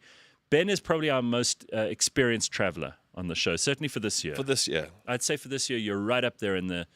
My 2019 stakes were maybe close, but I don't think I ever got to as many things in what, 3 weeks? You were in 4 weeks, actually, 4 different places doing 4 completely different things. I want to focus this morning on Singapore. It's a place I've never been to. I've actually never been east of Dubai, embarrassingly. That's half the world. Well, Singapore is a great way to start. Yeah. Really? Amazing. Expensive? Look, it's expensive in a variety of things. To live there, sure. To drive a car there, ridiculous. I think you need like $100,000 just to get a car onto the road. Oh, my God. Yeah, because they're big into like congestion and issues like that. Okay. But as a city, it's phenomenal because it's no visa issues for SA. Okay. The process of when you land to walking out into the open is the quickest I've ever experienced in So it's efficient as hell. It is so amazing. The airport is beautiful. There's forests in there. There's butterfly sanctuaries. I've seen the pictures and the videos from influencers that I follow. It's the big garden city, right? The weather is exactly the same all year round. There is no winter. It's just slightly less warm. And you know, like when you get to a place, after, as you said, after a hard, long slog, whatever, you get to a place that's a little bit sunny and humid. Your body just instantly relaxes. You feel so much It's better. the best. All right, so I don't know anything about Singapore. I know a little bit about the history and how it was established, and it has made itself an absolute, I suppose, an apogee of what humans can achieve, despite a very difficult past, because that part of the world went through all the things that other parts of the world went through, but they seem to have really got their act together. They are run by extraordinarily competent, capable people. Yes. And every time I hear any leader from Singapore speak, I'm like, oh my God, they're living in the future. They're not living in the past. And I've always said America used to be my favorite place in the world to go. I love places like New York. You went there for the first time as well, which we'll talk about. But I think the future is really in places like Singapore, because they are on the cutting edge, where New York feels almost like a bit of an artifact now by comparison. It is a bit. Look, you make such a good point there. Like, they've got a purpose, they've got a plan. And the great thing is that even though they do that and it's economically amazing, it's still a cool tourist place. So it's not cold, it's not disinterested. Like, everything's fascinating around there, right? Okay. That's what I thought. So as much as they're economically getting stronger and stronger and becoming a city of the future, it's still just a cool vibe for a tourist place. So you told me, and again, I'm not going to correct me where I'm wrong. I'm not going to quote you out of context here, but you said to me it was one of the best trips you've ever been on, because obviously you were there for the Singapore Grand Prix too. I know you're not the biggest Grand Prix fan in the world, but it's more about the occasion and everything that's going on around you. You could go there and not actually care a damn about the Grand Prix and still have the best time ever. Yeah. People there's really, so much to do, right? People really talk up Grand Prix, and I never really thought why. Because from a spectator sport, it's not great. Oh. You sit in a certain There we place. go. Oh, yeah, so these are just a little montage of clips. So Singapore around that Marina Sands is beautiful. When you physically get close to a Formula One race car, I think you're fundamentally different as a person forever. Wow. The sound, the presence, the energy. And there's so many, because racetracks are so big, there's so much to see. And there's a jewel most of the time. So if you don't like the racing, you can kind of go anywhere and there's world-class DJs or bands playing. And people who dance like that. And people from all over the world just having the best time. So you get the qualifying races, and then you obviously get the race day itself. And then they let you walk on the actual track. And like all the volunteers that are working that week are loving it. It's the highlight of the year. The live acts, so during the race day itself, there's live acts before the main race, and then obviously the main race happens. And we're talking huge amounts of people here are just loving everything. So main race happens, and look, there's more entertaining races than Singapore. Night circuits, street circuits, very tight. But then afterwards, there's the main act. And Sir Elton John's. And everyone who came to the race is here. People who just come for the main act just go straight to this. Apparently he went on for 2 hours and loved it. He was amazing, and it's just the most natural, beautiful place for a concert. All the lights in the city, and the skyscrapers, and the soundstage is just ginormous. So when people say Grand Prix are great, this thing takes it to another level on so many different sort of elements. Okay, and the kinds of, because it is a bit of a thoroughfare too. So Singapore is often the place where people connect to other places, and therefore you could go to Australia, you could go to India, you could go to Vietnam, you could go to China. There are so many places that you can go from there because it's kind of in the middle of all of that. Yeah, it's an amazing hub, and then you get to fly Singapore Air. It's not the cheapest, which isn't really a fact you should worry about, but it's one of the it's one of the nicest economy seats. Oh, really? I think. Tell me how it's different. This stuff, I could talk for hours about the small things that make a difference. So I don't want to dog anybody, but when I went to Thailand prior to that, I went to the different airline. And when you compare it, it was just so shit. Really? Like the plane was older and the service was a bit ropey and the food was... Singapore's tight, huh? It's like you got enough space, staff are amazing, the food feels like it literally was made like Really, recently. not just heated up. The food was good. Yeah. Like, Wow. really, really good. Wow. It's just such a cool experience. Someone says you looked like Matt Damon this morning. Slippery pickle. I think that may be a compliment or it may be an insult. Yeah. Isn't Matt Damon playing Odysseus in some new movie? They're about. I think he is. They're doing some new version of the Odyssey. The sequel to Invictus. It would be a sequel to the Iliad, which was Troy. Yes, okay. Right. Question for Ben. What's his opinion on this Milnerton High story where one or two of the bully boys has South Africa junior rugby colours? Should he lose his spot? Okay, well, we'll get into sport in a moment, so save that for a moment. I just want to finish up with Singapore because I drew New York into this discussion on purpose because it was your first time in New York, first time in Singapore. How do they compare and what do you like about both? It's actually a really great place to do like almost a comparison because you've got a city that was building ridiculously huge with skyscrapers from the 20s. Mm-hmm. And then you've got the more modern ones who are doing it out of pure necessity, like the banking districts and how you make the most use of space. Mm-hmm. And to see the old and the new it's a beautiful thing. Like, as you said, human potential, humans just getting stuff done. New York is still going on. There's still modern things going up. There's still all the skyscrapers that go up. And it's just endless. Whereas Singapore, you see like a microcosm of what that is. And it actually reminds you how great and how rich America was or is still. Yeah. The fact they can do that on such a large scale. Like this is the greatest thing about travel is that you suddenly realize that your small issues or your small worries about these kind of things in everyday life, you at very least you forget them while you're away. And then you come back and you go, "Jeepers, okay, so those guys really did amazing things." And then you've got the clinker brick of the Kruger Park to look forward to this weekend. Which is a nice balance. It's a very good balance. Good balance, yeah. But it is important to do these things because it also breaks you out of your humdrum daily existence. And it doesn't have to be like Singapore Grand Prix and Ryder Cup level stuff, which is for you bucket list kind of things. It could be just going down the road. I mean, I'm going away at the end of this month. With the family, we're all going away for my parents' 50th anniversary. My dad's decided he's going to take us all away with him. And we're going to someplace, I think, in the Waterberg or whatever. Nice. I'm really excited about it. So many places. To me, that's just a magnificent way to spend a couple of days with people you actually really like. Yeah. You know? And I don't believe that you ever waste money on experiences like that. Well, that's what a friend of mine said to me. He's like, you'll never regret a trip. And he does a lot. He spends a lot of money because he's got a lot of money. But it's so true. You never regret that. I still talk to friends and certain people around certain trips. Photos will last forever. Yeah. And as you said, it doesn't have to be something that's so incredibly vast and dramatic. You know, for example, the SA20 starts December the 26th, runs to January 25th. So you've got a month. Small thing. If you've never been to St. George's Park, if you've never been to Kingsmead, if you've never been to Newlands, just make a little trip around that. And all of these games are great. They're all going to be huge crowds, massive kiosks. You'll meet new people. You'll get to have new experiences. And that's just it. So those, like our cricket stadiums, we talk about terrible architecture in this country. Our cricket stadiums are actually amazing.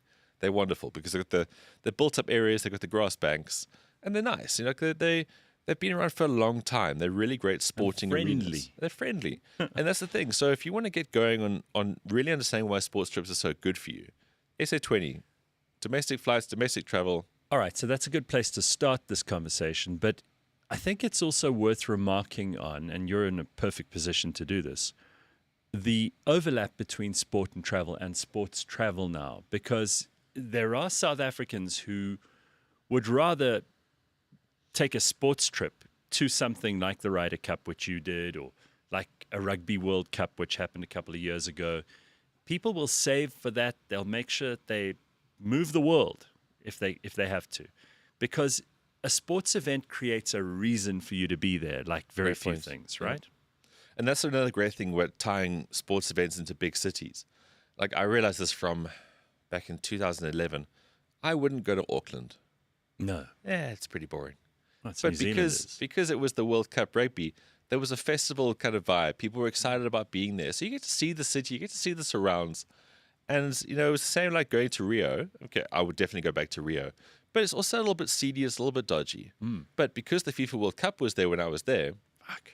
there was like so I've many forgotten elements. how many of these things you've done. Like there were so many elements that you can get the natural local experience, Yeah. but then you tap back into like the world event that it is. And sport does seem to put people all over the world on a bit of a high, a natural Incredibly high, so. because they get excited about their team. I mean, even I'm not impervious to the joys of sport. You know, when it comes to the FIFA World Cup, I'm all in.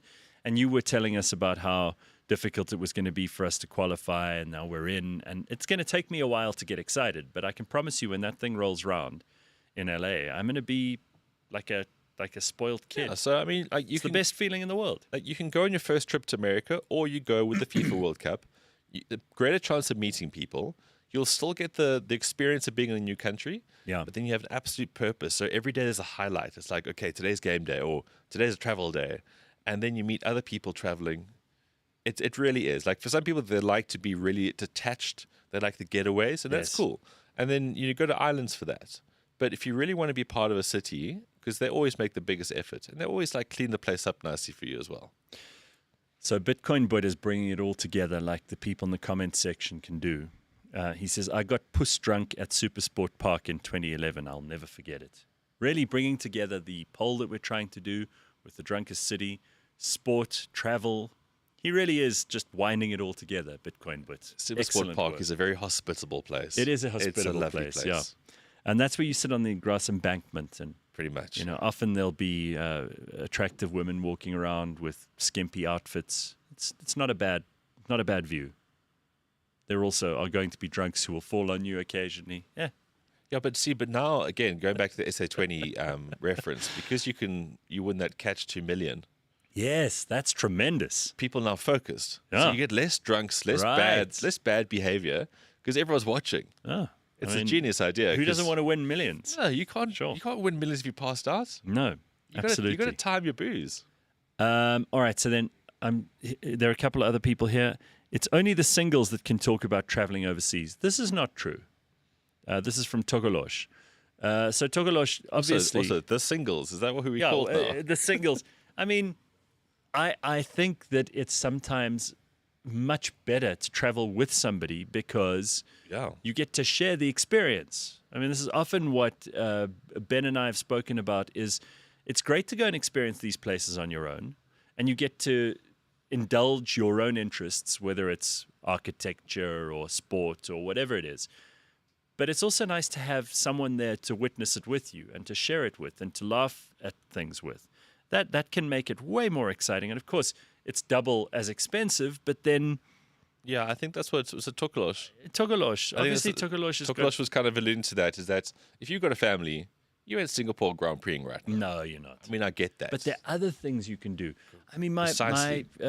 brother and his wife go away all the time, and they go around locally more than anything else. Again, not big splashy things. They'll find a guest house somewhere and spend a long weekend there. There's stuff you can do. It doesn't on have every to break level. you. And the cool thing is family travel has its own dynamics. Yeah. Taking your kids to sporting events has its own dynamics, and it's really great. Yes, it's going to be more expensive because there's literally more of you. But these are the things that really make memories, like, stick in forever. I still remember times of going to sporting events with my dad. 1992 was the first time I went to a rugby test match. Yeah. Sat in the rain at Newlands, but it was 1992, and the two of us got to do that. It'll forever be in my head.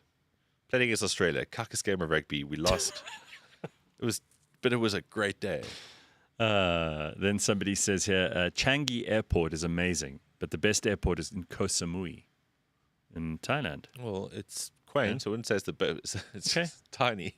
All right, let's go on to sport because that's kind of where we're headed anyway. And I do want to go back to this question that someone asked about Milnerton High School, two of the Bully Boys, South Africa's junior rugby colours. Yeah, well, if you What's want this all about? I don't know anything about this. Let's start with rugby then. I wasn't know a huge amounts about the story. But I mean, Milnerton, they're lucky to even... Milnerton. Yeah, some kid. I mean, I try to stay away from these stories. I sure as hell I'm not going to watch the video. Yeah. But yeah, a whole bunch of these kids just bullied the fuck out of this cancer survivor apparently.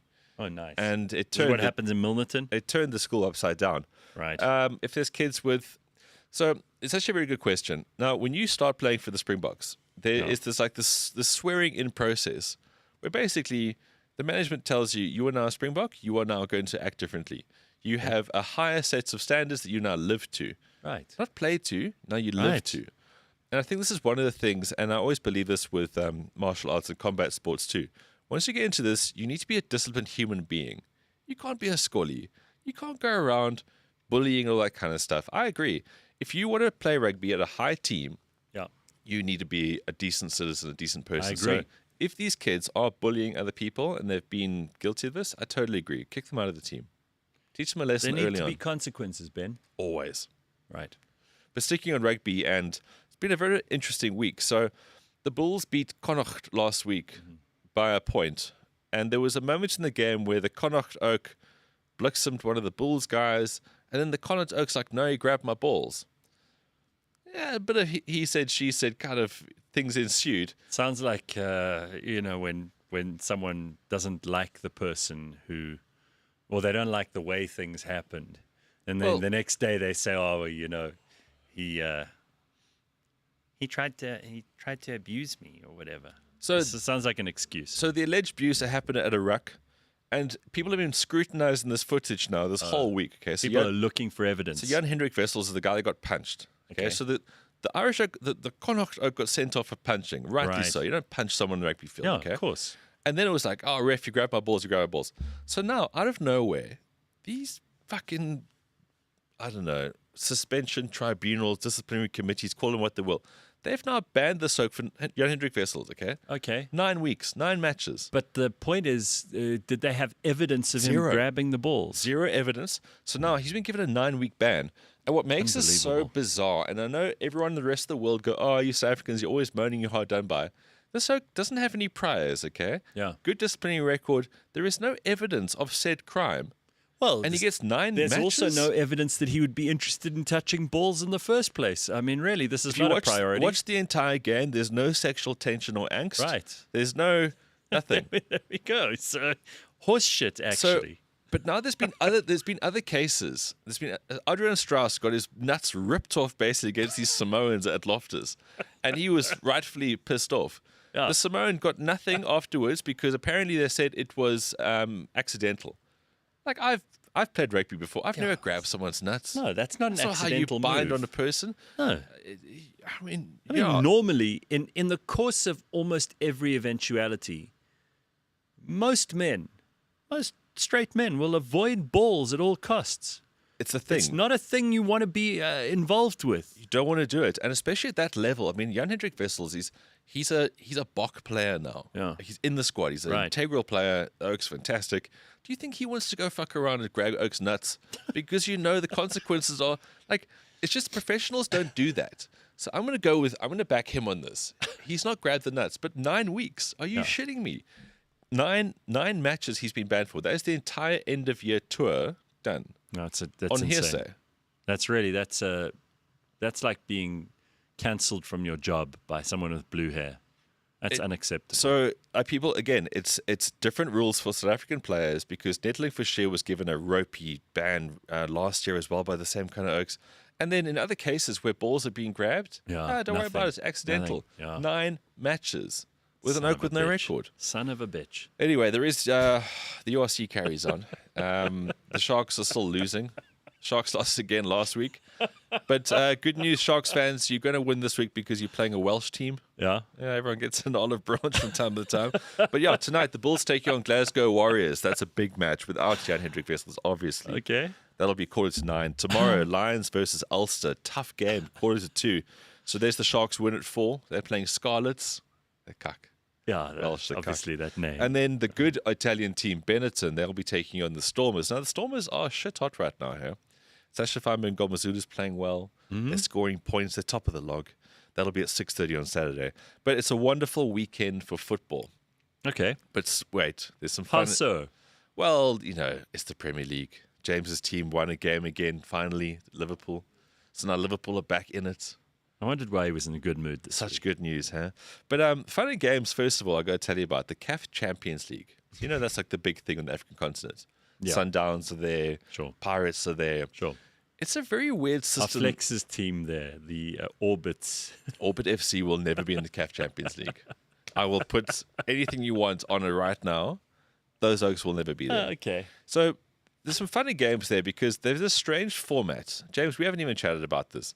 So normally what happens with the Champions League, originally you get into a pool and you play your pool games. And then now the main Champions League is this really big pool where everyone plays kind of everybody. But for this, there's like a preliminary round where you've got to play home and away against a team you've been seeded against. And then you go into your pool. There's like 4 groups of 4. Sounds very complicated. Maybe it's a nice way of just, simplifying it as far as number of teams. Okay. But anyway, Pirates last week, they played against Saint Eloi Limpopo. I'm sorry? Saint Eloi Limpopo. How do you spell that? Kinda Just the like last that. bit. Lupopo. Lupopo. Lupopo. Lupopo. Not Limpompo. Not Limpopo. Saint Eloi Lupopo. Now, Where are they from? Lubumbashi, Oh. Congo. Okay. Which Congo? Because you see, again, Well, these things matter. Is it the Lubumbashi. Democratic Republic of Congo or is it People's. the People's Republic of the Congo? Because they're two different things. I'm going to look this up. It's Which one important. does Ben, we Lubumbashi need fall to know. into? People have got to know. This is important stuff. Well, look, Pirates went there. Lumbumbashi. And you can fly to Lumbumbashi from course you South can. Africa Yeah, on of course Airlink. you can. Did you know that? Yeah. Here we go. City in the Democratic Republic Yeah. of Congo. DRC. DRC. That's the Okay, big one. so Pirates went there and they lost 3-0. They claimed horrible treatment, as in it was just a horrible trip for them. Yes. These oaks came back and said, no, screw it, you oaks are just prima donnas. We treated you fairly. We were hospitable. You were just cuck. And they lost 3-0. So now how this works in this preliminary league is, preliminary stage, is that the away goal is really important.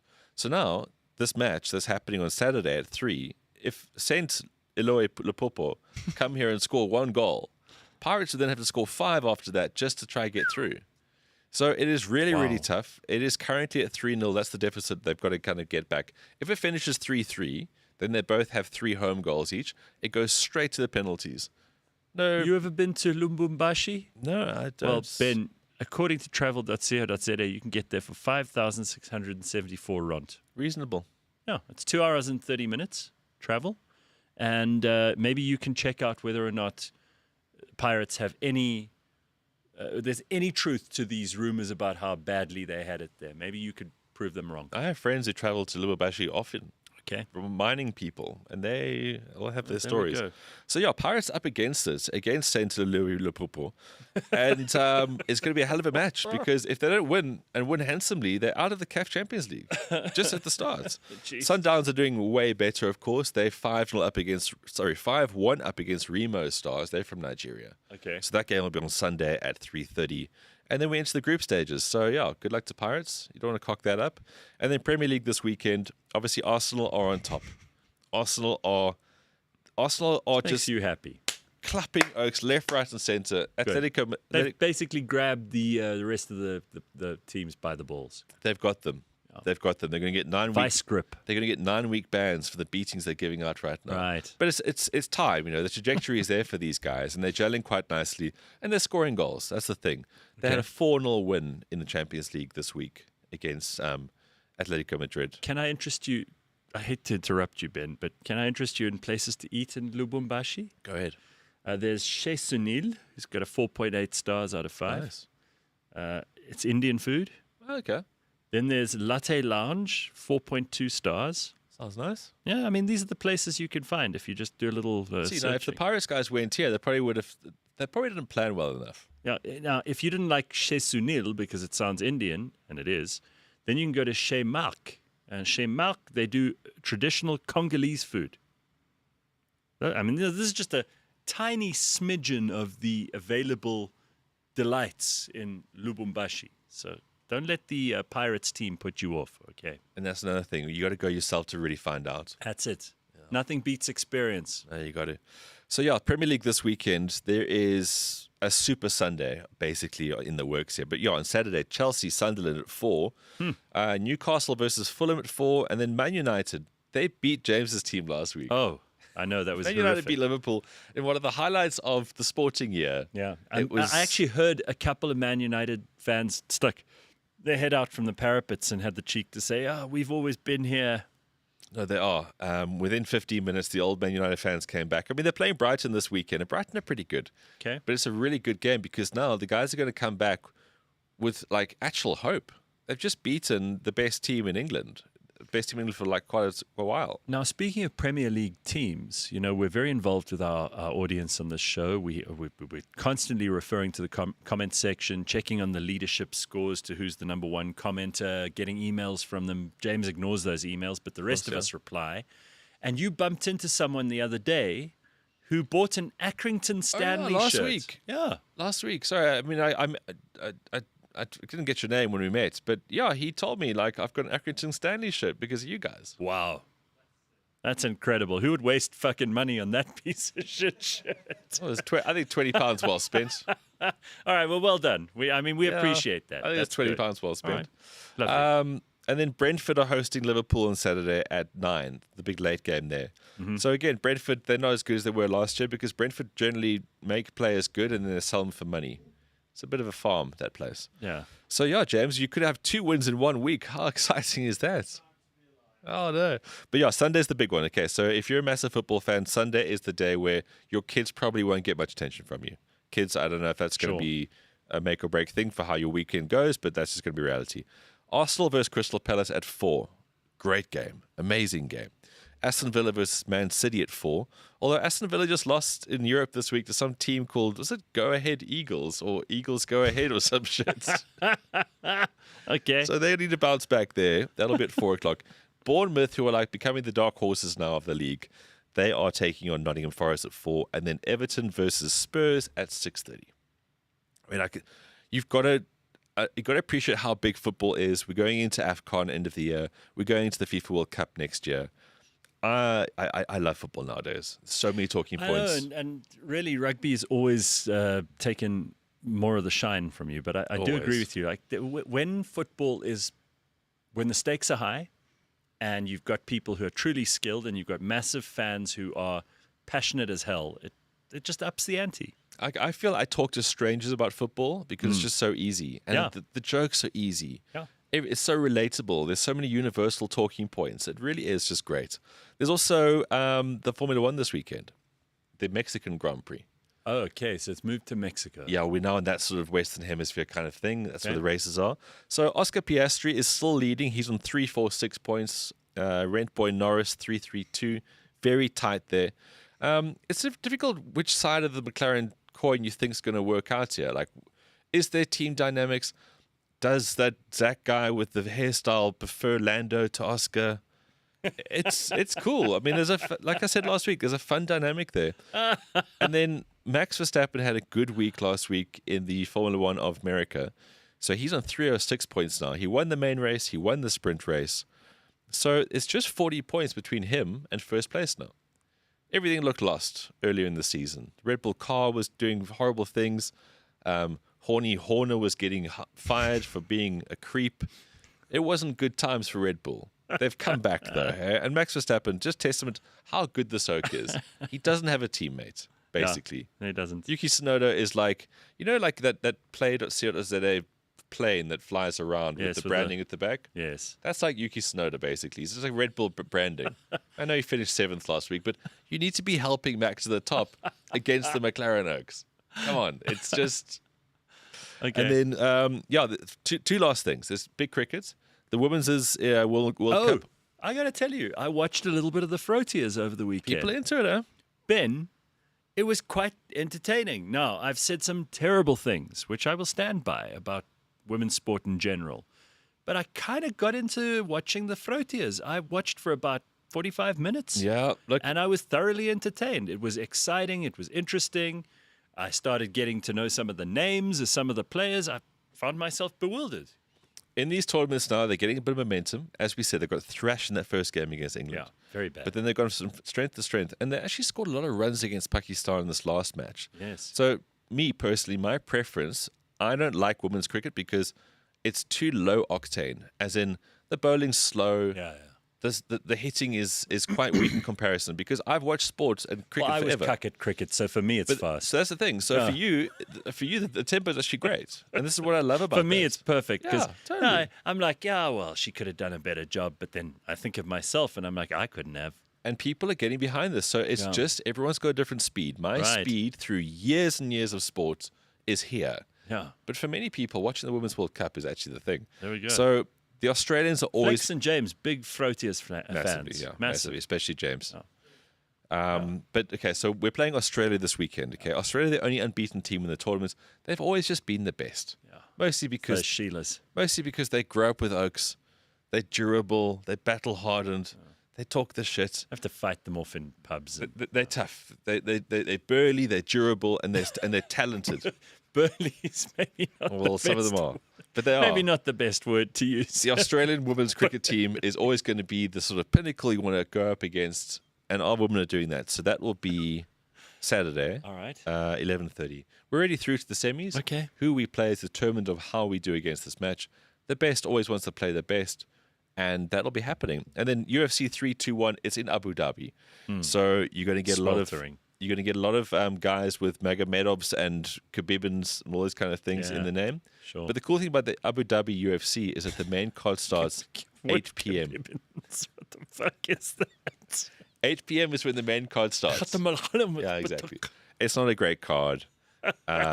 There's a women's bantamweight fight as the co-main event. But the main event's got Cyril Gahn taking on Tom Aspinall. So Tom Aspinall was like friend-zoned by the UFC for a good 2 years, basically. The best heavyweight, I think, in the entire thing. John Jones was ducking him the whole time. This English guy, he is dynamically fast on his feet. He is a big oak. Okay. Knockout power for days. He's never gone past the first round because he's always blitzed some blokes before that. He's taking on Cyril Gahn. He will win, but I think it's going to be an incredible fight because Cyril Gahn's decent. He's an amazing kickboxer, great stand-up skills. But Tom Aspinall, Well, I mean, he's a machine. if you only came this morning for sport and travel, you've been treated. What a time, huh? Oh, what a time! You've just you- scored. If you haven't, And if you haven't, I've got the cherry on the top. Do you know what the top attractions in Lubumbashi are? please tell me there's a water park.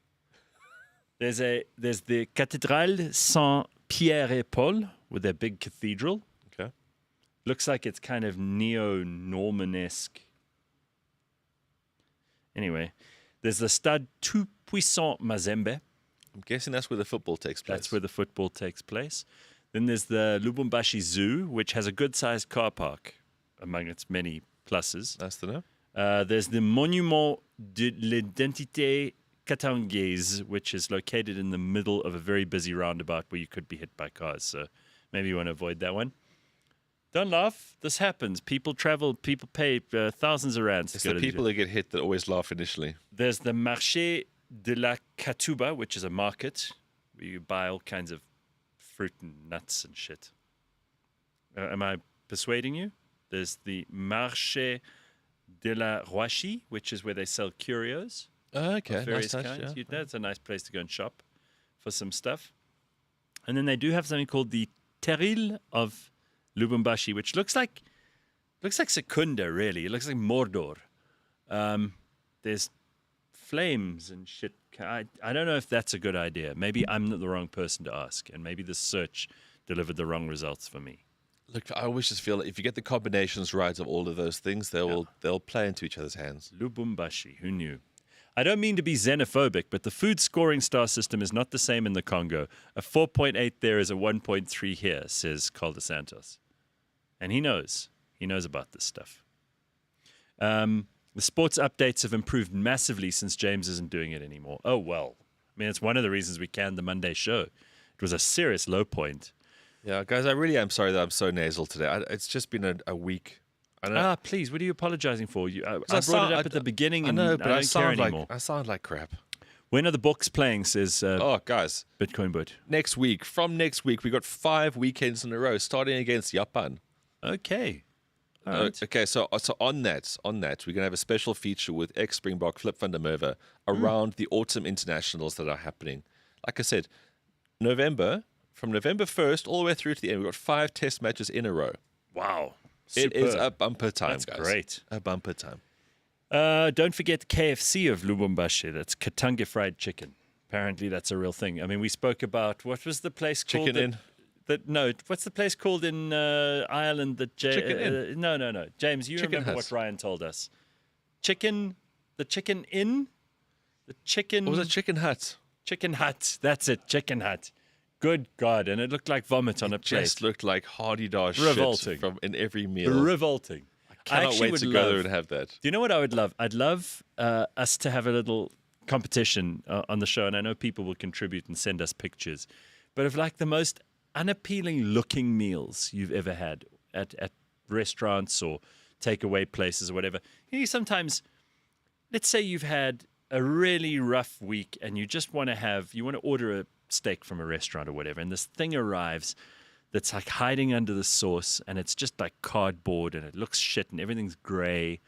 That's happened once or twice. Luckily, not too many times in my life. Obviously, I ordered from the wrong Generally, place. like work trips in small towns. Yeah, decent and that restaurants. is the most disappointing thing. So instead of being disappointed, use it as an opportunity. Take a picture of it and send it to us, and we'll put the most uninspiring pictures of various kinds of food. Or even what you get served at home. Even Let's throw that in the mix too. if the wife or the girlfriend or the husband Those safe or spaces, yeah. somebody makes just terrible fucking food and you want to out them just to us, we won't tell them.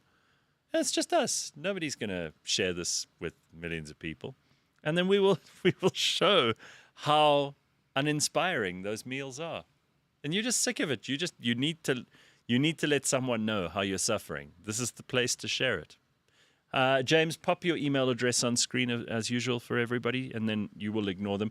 And I'm very, very annoyed that James has been ignoring emails. I'm still waiting for that video that one guy did with the car guard. I'm still waiting for. You have that now? You could load it now. Oh, let's go. Oh, 2 Well, minutes. he hasn't even put the thing on the screen yet. Yeah, I mean, where's his email address? This is poor form, honestly. Steak tartare is glued together like American steak. Ooh, is that what your wife makes for you, Slippery Pickle? There we go. James at therealnetwork.com. Got that? James at thereal-network.com. Leigh-Ann is looking great. The drugs must be working, says Cassandra. Someone commented, and I don't want to comment without Leigh-Ann being present because I wanted to enjoy the insults. Someone said, wow, just seeing her walking is like a wonder of modern medicine. It really is. Like, I was impressed the way she got up. Yeah. She didn't go, No, she did. oh, did she? It was just slightly off mic. So But- she did make an, But when I said the way she got up, she made the away from the microphone, which tells you there's control there. Control, awareness, execution. All right. Well, we got GORD coming in just a short while. I know you didn't get Dr. Hanan today, but you got GORD laws. There are some other things I want to talk to you about. Apparently, DSTV are bringing back open time. What? I'd love the idea, but there's like asterisks at the end there. It's for one weekend at the start of November. What so for? if you have What's the occasion? if you have any decoder, because the tough times. Oh, you mean they're trying to get more people to buy? But there's got to be an occasion. Like if they did this for the World Cup of football, I'd say, cool, that's amazing. I just think they should bring back open time, make it open time again. Like With like Doreen Morris, But like- Candice Hillebrand. no, just show bring love, out just all show loving every Loving. fucking day. Yeah. Is that what they used to do? On I don't pure remember. on pure nostalgia, it was like if you didn't have Mnet, Yeah. the best shows were in open time. You could watch that. It was like 5 to 7 or some shit. Yeah, like and then that. it would always cut in the middle of like something that you they were weren't. watching. They weren't Nazis, Gareth. The show ended, No, and they it was like, didn't. that's the end of open time. Ben, no. You I took- remember. Your parents had a different open time then. Oh, okay. Well, maybe we were being punished. Your open time. But I reckon they should do that on a day-to-day basis. Because like the open time they're talking about now, it's a weekend in November where so basically you get a premium subscription for that weekend. Oh yeah. But I reckon they must bring back actual open time, 5 to 7. But like, you can have 2 or you can actually. It was an hour. Don't give yourself 2 No, hours. it was 2 hours. No, Ben. It was an hour in the beginning, and then it became time. and then it became 6 2 to hours. 7. That was what it was. 6 to 7. You're I reckon imagining they should it. just have a golden oldies and call it open time, the channel, I want Doreen Morris, Scott, Candice Hillebrand. and you just have I the want those channel, people. and the channel's called They open time. They must get those people. They're all still alive. They can get them, dress them up, put them on screen, have the old logo with the ribbon and the colored bars. Yeah. Because it was a big thing, like having a logo on TV in those days. They must do it exactly that way for nostalgic purposes and play old episodes of shows that no longer air. Totally. I think if people are going to be honest about TV viewership, okay, you make your inroads with streaming and your innovations around streaming, find the audience, go Yeah. where their eyes are. I get it. But the majority of people who are still paying DSTV premium subscriptions watch TV. Yes. So what do they want on TV? Right? TV stuff. They're older people. Show them older shit. I've always said if the SABC wants to keep people like me paying their TV licenses, what you got to do is you got to put on old episodes of soaps. Cloudy sold it all to Mnet. No. They've still got what was the original Generations, but the original one. Yeah, old like 90s. when Sophie Ndaba was on Yeah. as Queen. Like that. It's That's all the there. shit you It got to just- play. They just need like an SABC James to press buttons and load the Right. shit. Just a fucking chimpanzee like James. Just right? That's all you need. People love nostalgia, Yeah. and people over 50 they'll lap that stuff up because they Yes. still watch TV. Guys, you can even have James. I'm happy to he can come and work for you. Yeah. James, it'll be like a loan deal. James, go to the SABC. Ben Flex and I can handle things here for a while. Go and try it out. You'll never know. Like Ben said about travel, James, you never know until you try. Got to experience it yourself. James, Okay. I reckon there's an entire world here. You can just become archive guy, because I mean, like you already look old for your age. And if you wear like a Barry Wronger sort of jacket, you could really lean into this. I watched some of the old ads from those days recently. So nostalgic. Sassel Glug Glug, for example, says Rebellious Ruth. BRB says Egoli, The Simpsons. That was from Totally. 5 to 7. They agree with you, Yeah. not me. Slippery Pickle says, we've signed binding agreements with Royal Dutch Shell, so I doubt it'll affect us. We're an OPEC nation for some. Guys, sometimes I don't know what's going on in the comments here, and I expect that you'd say something more intelligent. But when you get into your own conversations there, we can't refer to this. So I'm going to now ban Slippery Pickle for the next hour of the show. You can come back next Friday. If they can get Candice Hillebrand back, I will pay for open time, says Carl de Santos. I don't think she's even in the country anymore. I reckon if these folks want to make money, because they're always bitching about the fact they don't make Yeah. money and their Yeah. overheads. And Right. Guys, this is one of those things. Yeah. Start a Patreon or whatever. Start a DSTV Patreon. Yeah. Like a separate kind of thing where it's just online maybe. Who cares? Make it. People want to see that stuff. I cut off my DSTV years ago, says Rhino Tube. Because there was no open time channel. Open time was the only way we could watch Egoli in boarding school, says Tracy. Good Lord. Worth it. The times were tough, hey? Igoli was good though.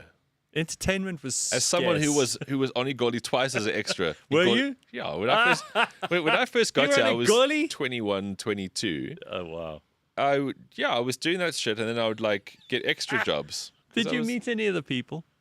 Of course, they never wanted to speak to you. They never spoke to extras at all. I even had like 3 lines once. What? Yeah. Who would trust you with that? You're a In shit actor. Afrikaans. Really? That must have been shocking. Yeah, I it wonder was if we can get fucking that horrific. footage. It was horrific. I try to find it.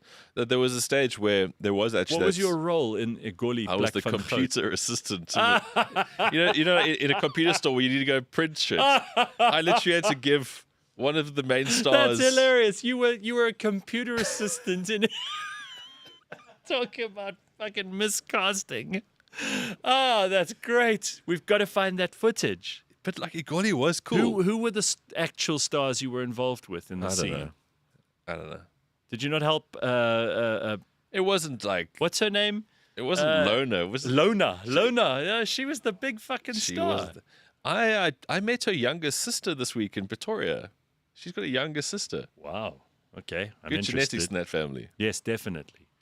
I can't remember the actress's name right now, but yes. Yeah, we shouldn't have a name. Her name was Lona forever. Now I'm gonna have to look it up. Like Lumbumbashi, I'm gonna have to look this shit up. Lona. But Igoli was a proper production. Igoli. It was like one of those big Franz Marx productions. They like Brumilda van Rensburg, of course. Yes. Brumilda van Rensburg. Yeah. Yeah. You met her younger sister. She was playing golf this week at Pretoria Country Club. Wow. I've got a mate who likes older girls. Okay. All right. But there was big productions in those days, and those shows would be great to watch. I know there was a time where DSTV, I think, had that Hang old on. I want to go channel. back to your cameo on Igoli. Well, your extra role on Igoli. They pay you for this? Yeah, back in those days, it was a very easy way of making like 800 rand. 800 rand, okay. And To 1,000? your second role, your first one was a computer assistant, where you actually had a line. The second one was the computer assistant. The first one, I was just in a coffee shop. You were just in the background.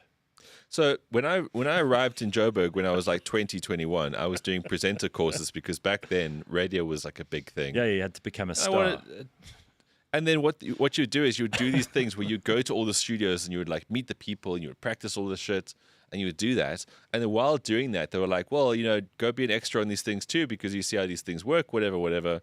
And that's what I did. That was my Wow. And then that obviously didn't go anywhere.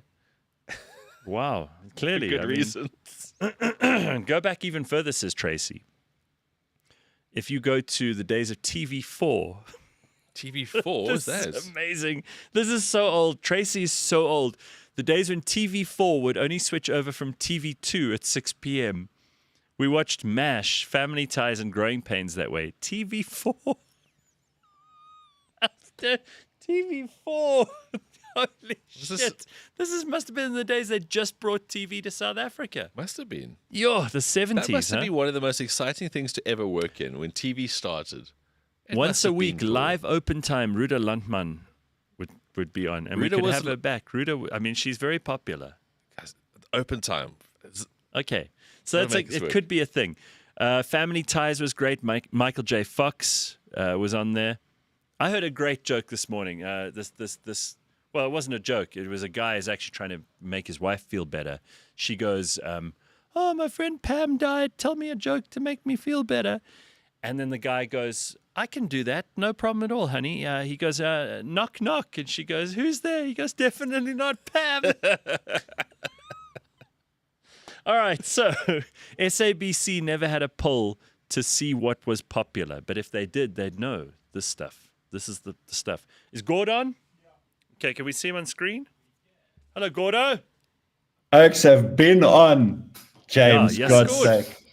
How you? First How time you, I've ever Gord? been on time in my life, and then I'm sitting here listening to talk about Mnet open time, and I can't participate.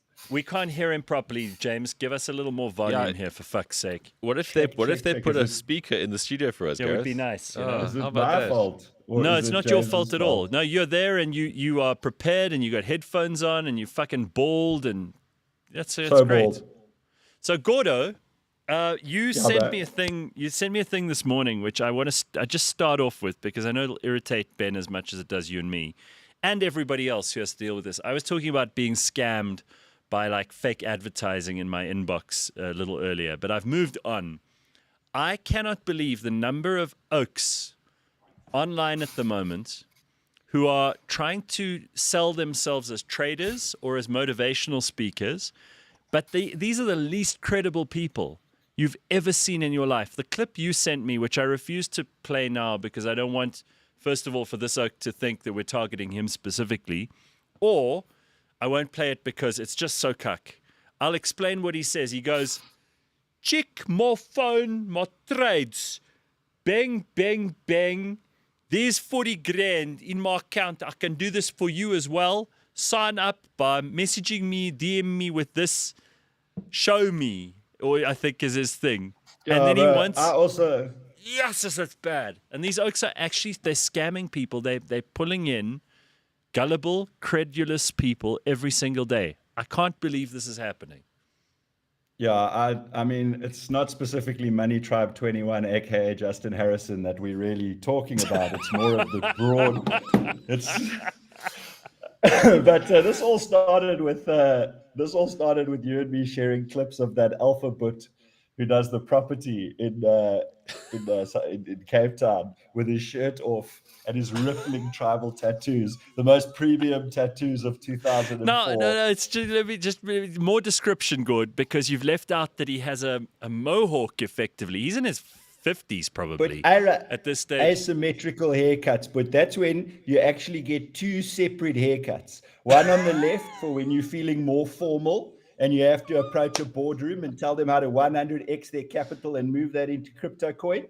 And one on the right for when you're in the gym or you're at Billy the Bums and you all fun all the time. But so if I show you my left profile, but business. If I show you my right profile, but then there's trouble.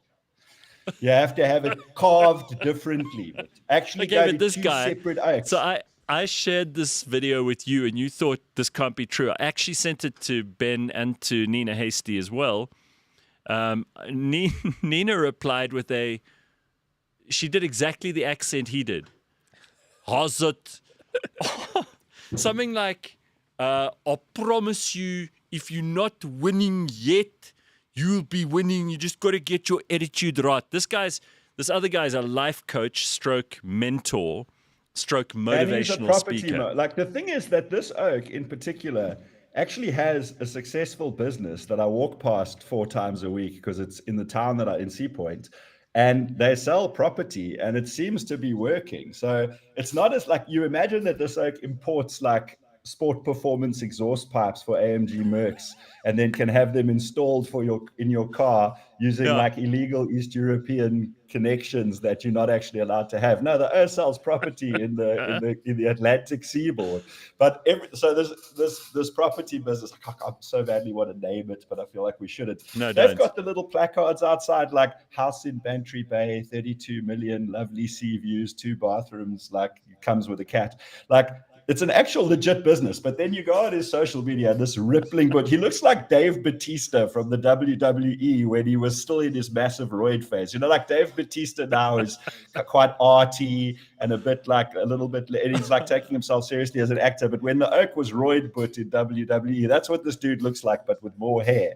And then there's the video clip of him. He's leaning on his computer. He's having a coaching session, but he's giving a oak everything he needs to succeed in life. And he's like, China, I told you this time, if you want to commit, you got to be all in. You got to be 1,000% in. But boy, you have to, and I will coach you. I will coach you like you've never been coached before in your life, but I will coach you nearly to death. But then you got to commit. You got to take total accountability, total responsibility. And if you're willing to cross that line with me, but then we're attacking it. We're attacking it viciously and relentlessly 24 hours a day. And I'm like, okay, bro. Firstly, the oak's not talking to anyone.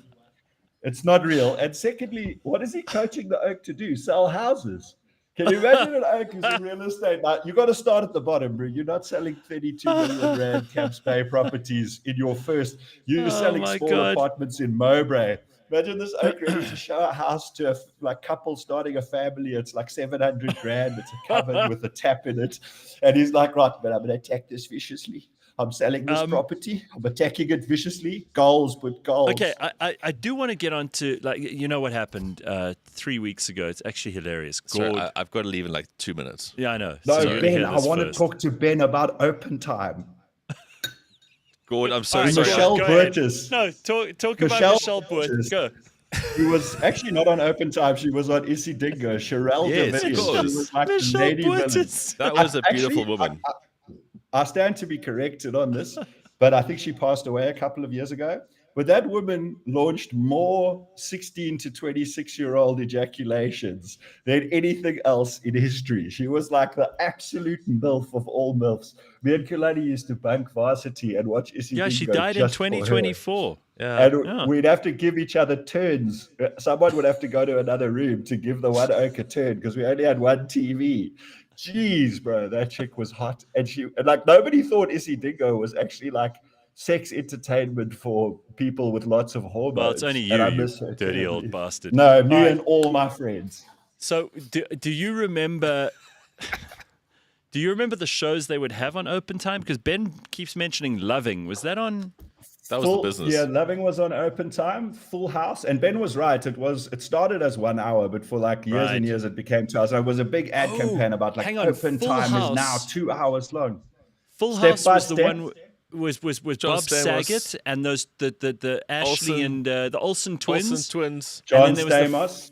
John Stamos, Stamos, but there yeah. was the fat sister as well. So there was a fat sister and then the two twins. Yep. And there was John Stamos and there was Jeff. There were actually 4 daughters. Alanis Morissette's ex, whatever his name is. He was on there as well. The other Uncle Joey and Uncle Jesse. Uncle Joey, that was the funny one. They brought it back. It like only lasted 1 season. It was called Fuller House.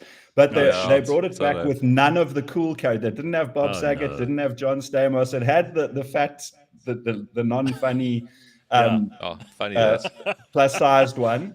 And Yes. Kimmy Gibbler, the annoying neighbor. She was basically like, the chick had started a family and it had ended in a tragic divorce, and she'd moved back to her family home with her own kids, none of whom were funny. Nothing about it was good. They also brought back Boy Meets World, and it was called Girl Meets World. You know, Boy Meets World, I don't know if you remember it. It was great when I was in primary school. This kid at school trying to figure out life. It was really quite good. But it ran for like 20 years until they were proper adults. And the cast, and then they brought it back about his Ben, daughter. This Girl is what I Meets was going World. to get to. Dinosaurs was Good. I want to explain to Ben before he leaves what happened. So Gord sends me a message that says, "Oh, we haven't caught up for a long time. Let me give you a call." So I had about a 35-minute drive. So I said, "Yeah, call now." Well, fuck me. I got like 2 words in edgewise, and Gord spoke solidly For 35 minutes. for 35 minutes. I was exhausted. I got to my next appointment, and I said to him, "Gord, I've got to go." And then he said, "Fine." And I called him back again afterwards. I obviously hadn't had enough. And he talked for another 15 minutes. And now, before you seemed start interested, to be fair. it was interesting. Now, you're not boring, Gord. You just seem to, it's like your voice notes. Gord is the absolute death of voice notes, because I've told him, keep it under a minute, right? Otherwise, it's a podcast. But it's never under a minute. It's always entertaining, but it's never under a minute. Content rich. So before you go, Ben, because I know you need to go, and before Gord launches into a compendium of hilarity, which he will do, no doubt, is there anything else you wanted to add before you head off to the Kruger Park for the weekend? Just that I'm happy to be here, guys. Okay, good. Oh, that's Oh, it, sir. that's very Just nice. happy to be here, Gordon. Oh, I'm sorry I I'm love missing you, Ben. but I need to get a long drive ahead. Someone did mention the High Council earlier in the comments, but that fell apart years ago. Unfortunately, I think that's not coming back. Hi, Rob, Gord, Ben. it But was a like thing. much like Fuller House, we tried, Yeah, and it didn't Yeah. last much longer. Fuller House, yeah. That's good. we try to bring higher council. The Higher Council. All right, thank you, Ben. All right, All buddy. right, very good. Ben, I love you. Your hair looks so nice. Look at it. Look at his shorts. Oh, those All are right, very proper good. shorts, bro. So Gordo, one of the I love the way people just walk across the set here. It's hilarious. There are a couple of things that I wanted to talk to you about this morning. I mean, it's always there's a smorgasbord of shit that we can get into. But the thing that we spoke about the other day when we were on the phone is that AI obviously has come into every environment and every business. And I think you're worried about the same thing I am, is that creativity and invention and all of that stuff is going to become the domain of the machines and it's of the algorithm. And this really worries me, because I think that for some people being creative is the only thing that they're really tremendous at. And you can tell immediately that so much of the slop being churned out by supposedly creative people these days is actually already AI. Yeah, I mean, look, James asked me yesterday if there's any talking points I'd like to get into today, and I then responded, not really. Like, Yeah. people consuming garbage on the internet, I guess, but I'm just literally, almost my exact words were, I'm just literally there to talk shit. So I wake up this morning and I've got 7 or 8 bullet points of things I want to talk about, and I'm like, oh, these sound interesting. I don't know where they come from, but okay. Um, so, No, but I mean, and then it is part of what we discussed yeah. the other day on the phone. The thing with AI is I have mixed feelings because, in theory, it can put part of what I do out of a job, right? So if you need garbage writing done badly, and this isn't like bitterness as a writer looking at it and going, well, the machine sucks. I mean, I'm still better at writing than AI. I use ChatGPT. I consider myself an above average writer in terms of being a commercial writer, like not writing commercials, although I do that, like a person who whores my writing ability to demon beige corporations to make life worse for everyone and then gets underpaid for doing all of the work. That, if you want to do it badly, is now easier, cheaper. So, and it all sounds terribly cynical, but it's there's a modicum of reality in it. Like, I've dealt with shit copywriters either reporting to me or working alongside me for my whole career. And now a robot can do that as well or better than a lazy shit copywriter. Yeah. But if you actually care about what you're writing and you use ChatGPT to like assist you with ideas and research and be like, oh, what's the name of that TV show from 1993 with the family who live in the house and everyone's divorced? And it'll tell you. I put my writing into ChatGPT and say, like, any suggestions? And I use 1 in 10. It like rewrites my stuff badly. And I can see when shitty writers have. So, point of that before I tangent too far down that road. Okay. So the reason I brought this up is because we played that song that you sent me the other day, which was terrific. And maybe there are some creative endeavors that actually we've been having the wool pulled over our eyes for years on, because actually maybe a machine can write a song better than a human, because music can be algorithmic and very many of the greatest songs are. They're like the same chord structure. And you figure out what humans like, which humans can't do because we're not. Well, that's where I was going with the thing about the writing, is that if you want someone to do it badly, so there's several points, and I'll try get to at least some of them. But with the music AI, I use Suno AI to make that song for you and to make all kinds of songs for friends of mine and stuff. Is that you can tell Suno, my mate Gareth likes fishing, golf, and cooking. Write him a fun song. And it'll shit ChatGPT some rhyming lyrics, and it'll spit out a shit song. I wrote that song that I sent you. I wrote every word of it myself with no help from the AI. I described the musical sound. I put in the prompts, and it spat out 4 or 5 versions until I got one that I was happy with, and I sent it to you. So if I just left it to the AI, it would have been total garbage. Similarly, with the writing and with the art generation and stuff, for everyone who it takes work away from, more specifically designers who can do artwork. I understand and empathize, because the crap jobs I don't want with writing are dwindling for me as well. But for a specialist who's actually good, you still need a human. So, and you need someone to drive the AI. So it used to be that only people who could draw could work in advertising and do the artwork. Then they introduced Apple Max and Photoshop. And then I suppose a lot of hand renderers were horrified that now someone who can't draw at all can do design. But it is a talent and it is a skill, and it's like a real job. Now it's like, okay, so it's disenfranchised the person who does it for a living. But there's people like me who have ideas for kids' books and ideas for artwork projects where I just can't afford to pay a designer, or I can't afford to learn Photoshop and InDesign to manifest my idea.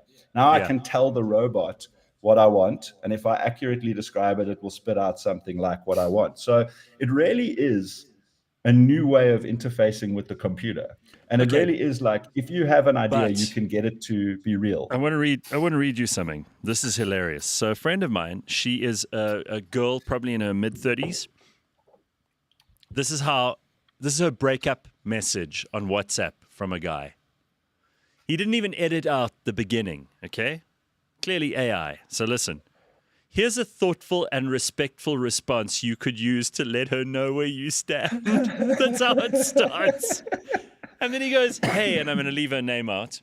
Thank you for your message and for being so open and honest. It means a lot, and I really respect that. I'm sorry for the distance over the past couple of days. It wasn't my intention to leave you hanging or hurt your feelings. Right now, my personal life is pretty overwhelming with work, my son, and some other things I'm navigating. As much as I've enjoyed getting to know you, I realize I'm not in a place to give you this effort and attention that it deserves. You're amazing, and you deserve someone who can show up fully. So I think it's best for me to step back. I appreciate your understanding. I wish for all the best, blah, blah, blah. And it ends with, you may want to add some personal details. And he's obviously copied the whole thing and pasted. So she sent it to me. She thinks it's hilarious. And I think that's the right attitude to take with this. But this is how fucking useless it's making people. I think what you've just said is absolutely true. AI is going to make dumb people look dumber. And it's going to make smart people force themselves to be smarter. You put in a prompt with actual lyrics. You explain what you want. Someone lazy and stupid is just going to tell it to do the work for it and end up with responses. Yeah, dude, I can't sing. I can't sing, and I play bass badly. That works in the metal music genre. I can't make my own whole song. So I want to make that song. I would have had to pay some musicians. Now I go into studio and I direct and art direct radio ads. I'm doing one at the moment for a sports event where we're making music, and I'm sitting with a very talented producer and I'm guiding him, and it's coming out very cool. But I can't afford to do that for myself for fun. So I can manifest these ideas. You were talking about the ChatGPT breakup. Now, there's an implication in what you've said that this person would have otherwise written an insightful and caring breakup, but now they just revert to ChatGPT. That person can't spell, doesn't know how anything, like somehow passed Standard 4, Grade 6 English, and now earns more money than me working in a corporation. This is an important distinction to make. All of these AI engines are actually large language models. If you cannot speak language before the model, it's not going to make you any smarter afterwards. Because in order to make it look a little, the spelling will be better. Sure, but in order to articulate precisely the outcome that you need from it, you have to be able to use correct words in the correct sentence structure so that the AI will go, okay, this person, there's a higher level of output required from me, and they're being very particular about what they want. So I need to incorporate all of these different things into the final product. It's not going to be some off-the-shelf, obvious piece of shit. This is what I'm getting at. Yeah, exactly. It's a way of interfacing with the computer. Like when I'm old enough that I remember we had a first household computer and you had to use DOS. So to like open a game program, you had to put a floppy disk in, and then you had to go like CD/dir, and it would show you what's on the floppy disk. And you had to find like run game exe and type it in. Then they made like Windows, and it was visually, and you could click those commands in the shape of a little image. Then now you have a conversation with the machine. So I'm learning AI on multiple fronts, and it's quite frustrating. I'm not technophobic, but I've always found the learning curve on a piece of software very frustrating, because if you don't have someone to show you why, you're not a Luddite. No, I love to use the computer, but to figure it out on your own, how to do a clipping mask in Photoshop takes days, and it's impossible. As soon as someone goes, you just hold shift, you click that, and then you drag around, and like, okay, for 100 years with a gun to my head, I would never have worked that out. But now that I know it's easier and I can do it. So I now have a conversation with the computer. I go, look, I'm trying to get it to crop the image, but without including the little bit of orange background. Why is it not working? And it'll say, great question. Thank you for your question. What a brilliant question. I love your question. It could be that this is happening, that's happening, and that's happening. You might need to mention a color threshold. How do I do a color threshold? You just put in color threshold 0 to 35 and try them all. And I'm like, and it works. I enjoy that I can have a discussion with the machine to find out why things aren't working. It also tells you why it's making mistakes. It starts after I'm working on a kid's book to try and illustrate it, and it's not yet spitting out the results I want, but it's close, and I think within 6 months, 12 months, it will be able to do what I need it to do. These are ideas already in my head. Anyway, it put a badger in my story. My story is woodland critters. It's a ferret, a hedgehog, and later a fox, and it just included a badger at some point. And I'm like, why is there a fucking badger? And it's like, it might be because this generational drift by working on the session for too long and what we call hallucination. So I'm like, okay, cool. How do I prevent this? No, you need to summarize the session, take out the things you don't want, copy paste it into a new session with fresh memory. I'm like, thank you, ChatGPT. That's helpful. Oh, but if I okay. went in and went, I'm a moron and I want a story about woodland animals, it will spit one out and it will be garbage. I find this fascinating. I also think that there are people who are becoming tremendously agile about their use of all kinds of ChatGPT worthy stuff in a corporate sense, and it's changing the way people use that bullshit language all the time, because you can listen to someone talk absolute jargon, which I know you and I both hate, is the corporate speak. The corporate speak stuff that is it's the stock in trade for so many people. There are thousands of South Africans who actually say nothing in meetings every day for weeks and months of the year in soulless, soul-crushing, mind-altering jobs that are just absolutely abominable. We have to sit in a meeting and they have to churn out this shit every day. And you can now sit opposite them. You can sit opposite them in the meeting, and you can actually use ChatGPT to just completely decode whether they've said anything useful at all. Bro, I started talking to ChatGPT using voice prompt. Like I just now talk to it because the typing of what I want, I'm typing in it. I type the way that I talk, right? It's like, I've got to get this. Furiously. And then, Furiously. Yeah. And so I started voice dictating to it, but then because it knows I'm South African, so this is kind of how ChatGPT or AI's logic works. It found out I'm South African, saved that into its memory. Now that's universal. So in some session I was doing, it came up I'm South African, and then it saved. Now it knows that in its like core profile of me. Then it goes, okay, South African. He must speak Afrikaans. My data says Afrikaans is the same as Dutch. Anytime I voice dictate to it, it auto translates my thing to Dutch and then answers me in Dutch. And I'm screaming like a tea kettle, dude, trying to tell it stop doing this. And the only way to get it to stop doing that is apparently to completely reboot and lose all of my history. So now I'm like, I probably am at a point now where I need to start retraining it anyway. So that's the kind of stupid mistake it will make if you're not paying attention.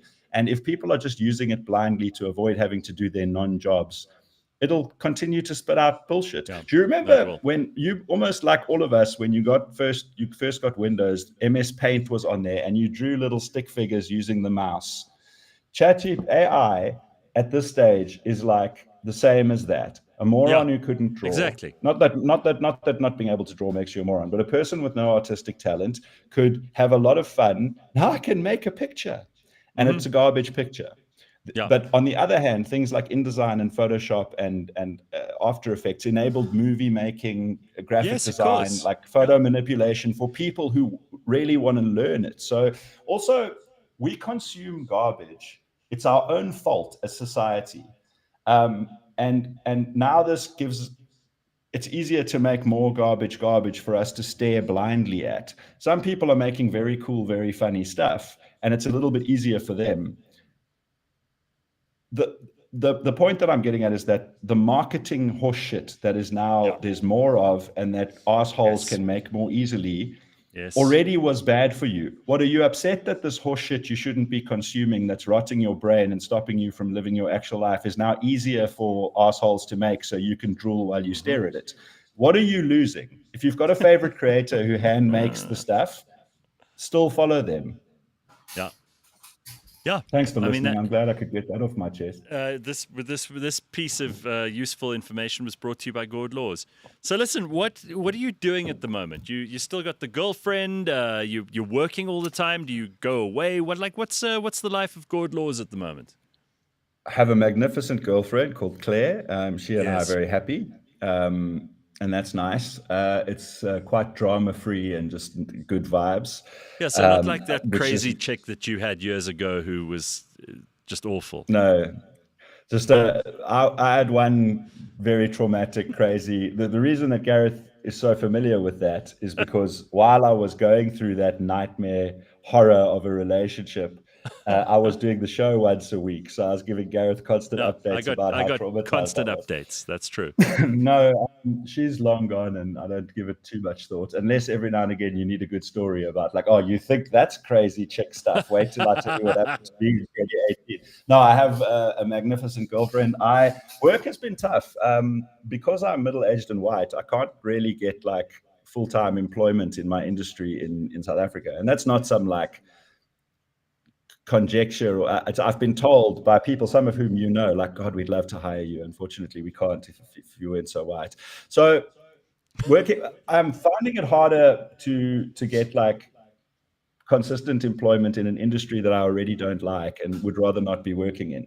But that's going okay. I work for a couple of clients around the world. I'm still continuing trying to plod along in the background with the books, and for some for kids and some for other people. Somebody But I'm was trying making to live more in the world. Someone in the comment section was saying that they bought your kids' books and they absolutely love them and the kids love them. And are you doing another one? What's happening there? Yeah, look, I mean, just try and formulate a way for this not to take 30 minutes. I've learned a lot about what not to do and how not to lose a lot of money. And I've got a lot of things lined up, and I'm planning to kind of taken a step back to sort of figure out how to do it a little bit more efficiently.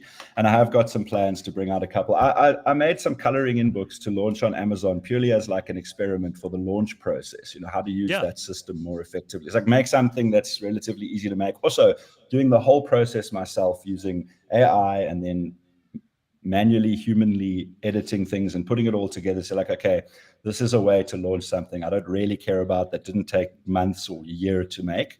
And now I know what that process is to do it more effectively with something I do care about. But dude, I'm trying and succeeding to an extent at living more in the world. This last 5 years for me, you know, there was a big sort of change in mindset, lost 100 plus kilos, stopped jawling, realized that like you don't have to become a crackhead in rehab for this to be bad for you, for this just consistent way of living life where it's all kind of frivolous. And so it's a process. Like I try to go outside a lot. I've started swimming now at the Sea Point pools. I rollerblade as often as I can. I don't want to make light of this because it's a great realization.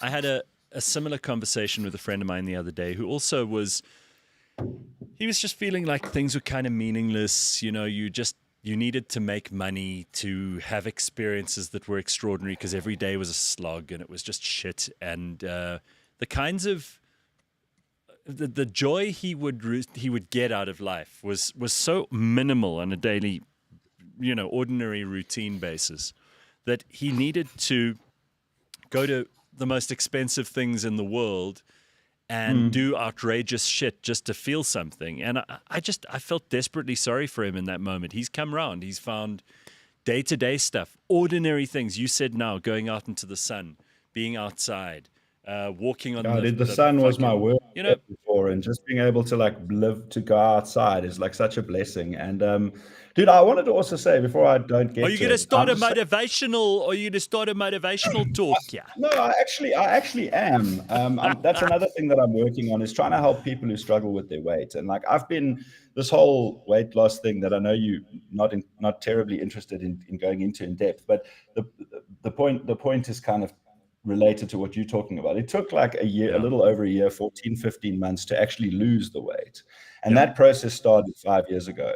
It's only like three and a half years since I've been in this sort of reasonable middle-aged oak shape.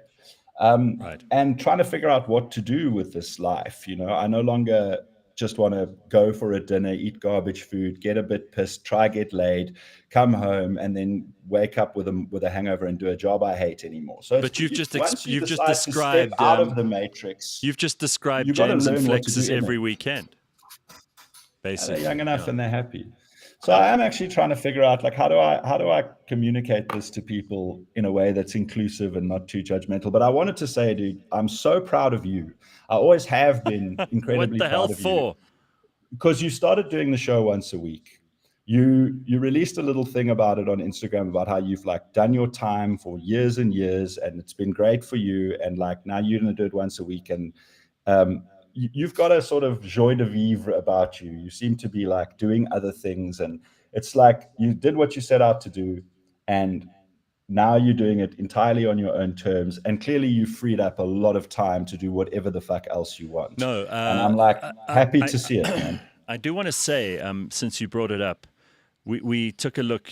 James and I took a look at the numbers the other day in terms of audience, and it turns out we made the right bet anyway, because James is 30 to 40% up on a weekly basis. So the idea was not to punish people who listen to the show and love it. We love you. But the idea was to create a little less of a supply so that we could increase a demand. And I mean, like, who's got the time? GORD, you were talking earlier about garbage on the internet, right? I never, ever want to be competing with that stuff. I know people are looking for mindless entertainment a lot of the time. I get that there's so much to choose from. And I don't begrudge anybody how they spend their spare time. If you want to spend your spare time doom scrolling for hours, that's great. Good for you. Leigh-Ann and I were talking about it earlier. I don't know that it'll bring you huge amounts of joy in the long run, but if you want to do it, do it. I go with my blessing. Dude, I mean, I don't want to be competing with that stuff. I also don't begrudge that. Like, well, I do, but it's not the fact of sitting in front of your phone, being entertained, using that channel for entertainment. It's what you allow to reach you. My magnificent girlfriend, for example, she spent quite a lot of time on her phone, like looking at content, but she's interested in the most fascinating shit. Like, she pipes up and tells you, like, never mind 3i Atlas. There's an unprecedented cosmic ray coming to hit the Earth that's going to affect the auroras. Hold on. I'm like, hold the fucking show. Just hang on. I need to know, because you're not the first person to bring up 3i Atlas, and I don't unfortunately know enough about it to be able to understand what's going on there. What is this whole thing? There's some kind of mothership heading towards Earth that's stopped around one of the other planets. It's too big to be a comet. What is this thing? 3i Atlas. I'm Tell me what you know. I get this via my girlfriend, who gives me kind of the highlights. But the point of that is that she's interested in really interesting shit. And when I get the highlights, it's like, fuck, really? That's happening in the world? So I'll probably get this wrong, but 3i Atlas is some sort of comet. It's some sort of extrasolar body. It doesn't look like it's from our solar system. It's entered our solar system from outside, and it's not behaving according to any of the known predictions and any of the known patterns for how an object, like if I'm not mistaken, it's a tail, whatever you call the tail of gas and particles that follows it around. Like, at one point flipped around and faced the wrong way. It like slowed down when it was supposed to speed up, and then sped up again. It was meant to like swing past a certain planet in a certain way, and then didn't. And we're having a difficult time tracking it because it's moving really quickly. And it was also accelerated. I hope I don't get this wrong, but it was either accelerating when it should have been slowing down, or vice versa. And we're having a hard time tracking it because these things are hard to track in detail. And like, at last I heard it was about to make a pass past Mars. And some of the satellites, etc., we have monitoring Mars and orbiting Mars, we're going to like aim telescopes looking at Mars. We're like getting ready to prepare for it so that they could look at it and get us more information. And that's like a week or maybe 2 weeks ago, that information was coming soon. And Claire and that whole community of people that care about this stuff were lank excited. So that's like, that's amazing. We're using humans' most leading technology to find out about shit we don't know about. And then social media is a way to access that. You used to have to like read NASA's press releases on NASA.com. You know what? Let's skip straight to the conspiracy theory wacky. Like, what would be your best and your worst possible outcome for what 3i Atlas actually is? Well, dude, I mean, the conjecture, because we always get to the state where when we don't know what something is, the pyramids or whatever, we then fill in the gaps with like what it could be, right? Yes. And so my thing with the pyramids is I don't know who built them or what they do. I just know the Egyptologist story is horseshit. Like, I know that story's wrong. I don't know what the real story is. So what do you think 3i Atlas this thing could be an alien spaceship, because it could be, it's like, it's not just responding to Newtonian and Einsteinian physics. It's doing other shit, and we don't know why. Right. So some intelligent, like, it could be a probe, James, sent find here, some pictures unmanned. of this. And there's another one, and I can't remember its name now. There's a second one in the solar system at the moment with an even cooler name. That's also like, oh shit, here's another one, and it's also doing weird shit. It's got a cool name. It's like Oh fuck, I can't remember its name. It's going to kill me. But All there's right. there's So two of these things now. if we decide that we're going to go along hook, line, and sinker with the alien hypothesis, right? We also have to then decide, and because we're humans, we will automatically respond to anything with survival instinct. And our survival instinct will first be friend or foe. So I assume that any creature, again, we've got to apply logic because emotion will not prevail. Any creature that can travel across such great distances at such incredible speeds, no, I don't believe they would necessarily be aggressive and hostile for no good reason. They might. Well, this is my formula. I call it FFFF.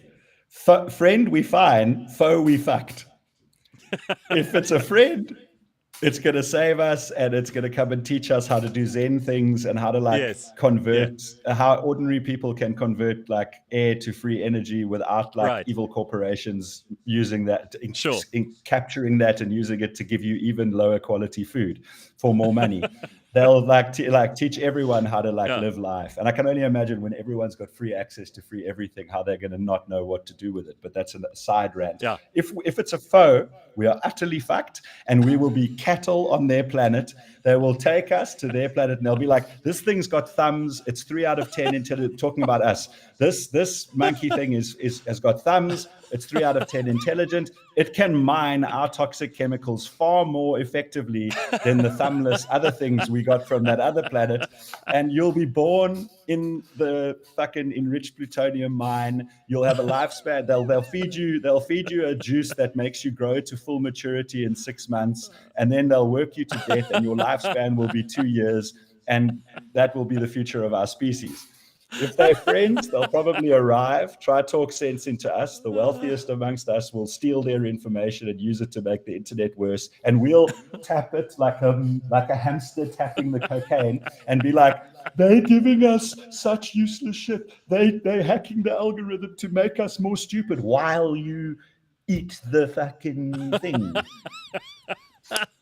Your algorithm is your responsibility, dude. And this is like the biggest thing that I'm trying to understand and apply in my own life. Bill Maher told this hysterical joke / made comments during his opening monologue the other day on his show, which I thought was great. He said, fuck with the algorithm. And he was talking primarily in a political sense. So he said, if you're a liberal, go on there and ask about like silencers for your gun and country music and, ads featuring Sydney Sweeney. And if you're a Republican, if you're a right winger, you need to go on and ask it about transgender hormones for your child. You need to ask it about whether or not you are invited to a furry convention. You got to do all the things that just fuck the algorithm up. In other words, surprise because then it will give you things that make you angry, right? Because it's going to try to figure out how to make you happy, how to dull you, how to turn you into that hamster you were talking about now.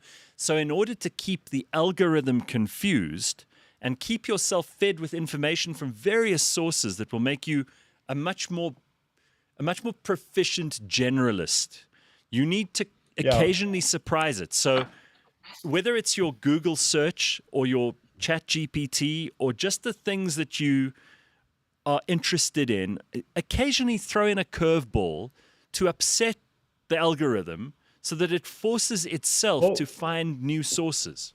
This is the actual one point. As I said, James sent me a whole lot of things I want to talk about. I'm don't know about any of this. But the one point I did want to make, and I know I can rant off and start making it about people being morons and all of that, and it's mostly in humor. But we need to understand, and as kind of a society that's in the current phase and the reality that we're in, is that while the big corporations and whatever are feeding you garbage to sell you stuff and to make it to make things more divisive and whatever, that all may or may not be true. It is true, but the problem is they do it because it works, and it works because we let it work. For example, when you get a cute cat video that you like, 9 times out of 10, you're going to press the like button. So now you've engaged. So the algorithm, because you've engaged with something and it gave you a bit of joy, will serve you more of that. However, when you see something you don't like, and you are 10 times more likely to comment on something you don't like, and 1/10 as likely to comment on something you do like. So little heart if you like it, comment if you don't like it. Someone will then argue with you in the comment, and now you engage in the highest form of engagement, which is comments, 25 times because you're arguing with Dave 419 fucking whatever that you don't even know. So you take the bait. Don't interact with it if you don't like it or if it's upsetting to you. You don't need to be right against someone you'll never meet. People have always had, since forever, since before electricity, never mind the internet, people have had the opposite opinion of you. They've disagreed 100% with what you hold dear, and you will never change their mind. So if you see a cat video you like, go in and just write OMG so cute. That's it. If you get played a song by a band you really like, be like, So in this other words, is a banger. don't the do algorithm will start to serve you. The algorithm gives you the divisive, angry argument bullshit because that's you what take you're the bait. participating in. Okay. All the machine wants is for you to engage. And if you only engage with negativity, it will give you more of that. And it's not some evil conspiracy where there are old white guys trying to make more billions going, keep it doing this, find cleverer ways to get them to engage. But engagement is with you. It's you your decide. choice, Right. your responsibility. It's your comment province. more on stuff you don't like. Don't interact at all when you don't like it. And the algorithm will start making your Instagram or your Twitter a happy place for you. Like my girlfriend, who does spend a lot of time looking at the screen, but then she pipes up with shit. And I'm like, holy fuck, that's fascinating. Really? Tell me more. Metallic Power says, my boss uses ChatGPT, uses it to write speeches, etc., for conferences and for customers. You can absolutely hear it's machine written and it sounds rubbish. It's not the silver bullet that some people think it is. This keeps coming up. Amen. A lot of people congratulating you on this this kind of breakthrough stuff and the meaning and purpose and kind of helping people. I can't see the comments, but I miss everybody. Rebellious Ruth, I miss you. Thank you for always being so Rebellious nice Ruth to is me. in there too. And then a criticism from Carl DeSantos for me. I've been listening to Gareth for too long. I knew he would slip the word Luddite in. I just love using that word with regard to GORD because he's nothing like that. Tracy Bard says, can you believe, and this is worth celebrating, it is the 2-year anniversary of Betrayal's Shut Up. So maybe we should finish the show with a reminder for people of that marvelous moment where he told Ian Cameron to shut up. Remember? That was a big thing in South Africa. Vaguely. Once upon a time. In terms of algorithm control, I have on purpose blocked almost all politics. I don't know, and I've told you this for a couple of years now. I actually never know what's going on in politics, and it's the best. So I get it from you. Tell me more, Gareth. No, dude. I've done the same thing. For example, the only time I ever see what's in the news, current affairs stuff, and I need to know to some degree for the show. But I can get all of that done with 10 minutes on X, and I'm sorted. Really, I follow very smart people and some very hilarious people. And again, you curate, as you were saying, with the algorithm. Yeah. Sorry, I didn't mean to interrupt. Back to the people, but yes, that's an important thing.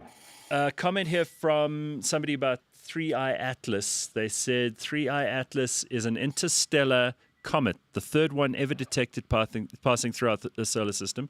It's discovered July 1st, 2025 by the Atlas Survey Telescope in Chile. Barely Vocal Radio, it sounds like you just ChatGPT'd that so that you can give us an explanation, ironically. And so we're back to where we started. The M-dash, dude, is the best way to identify ChatGPT copy. What's the ChatGPT M-dash? has created a horror within a horror.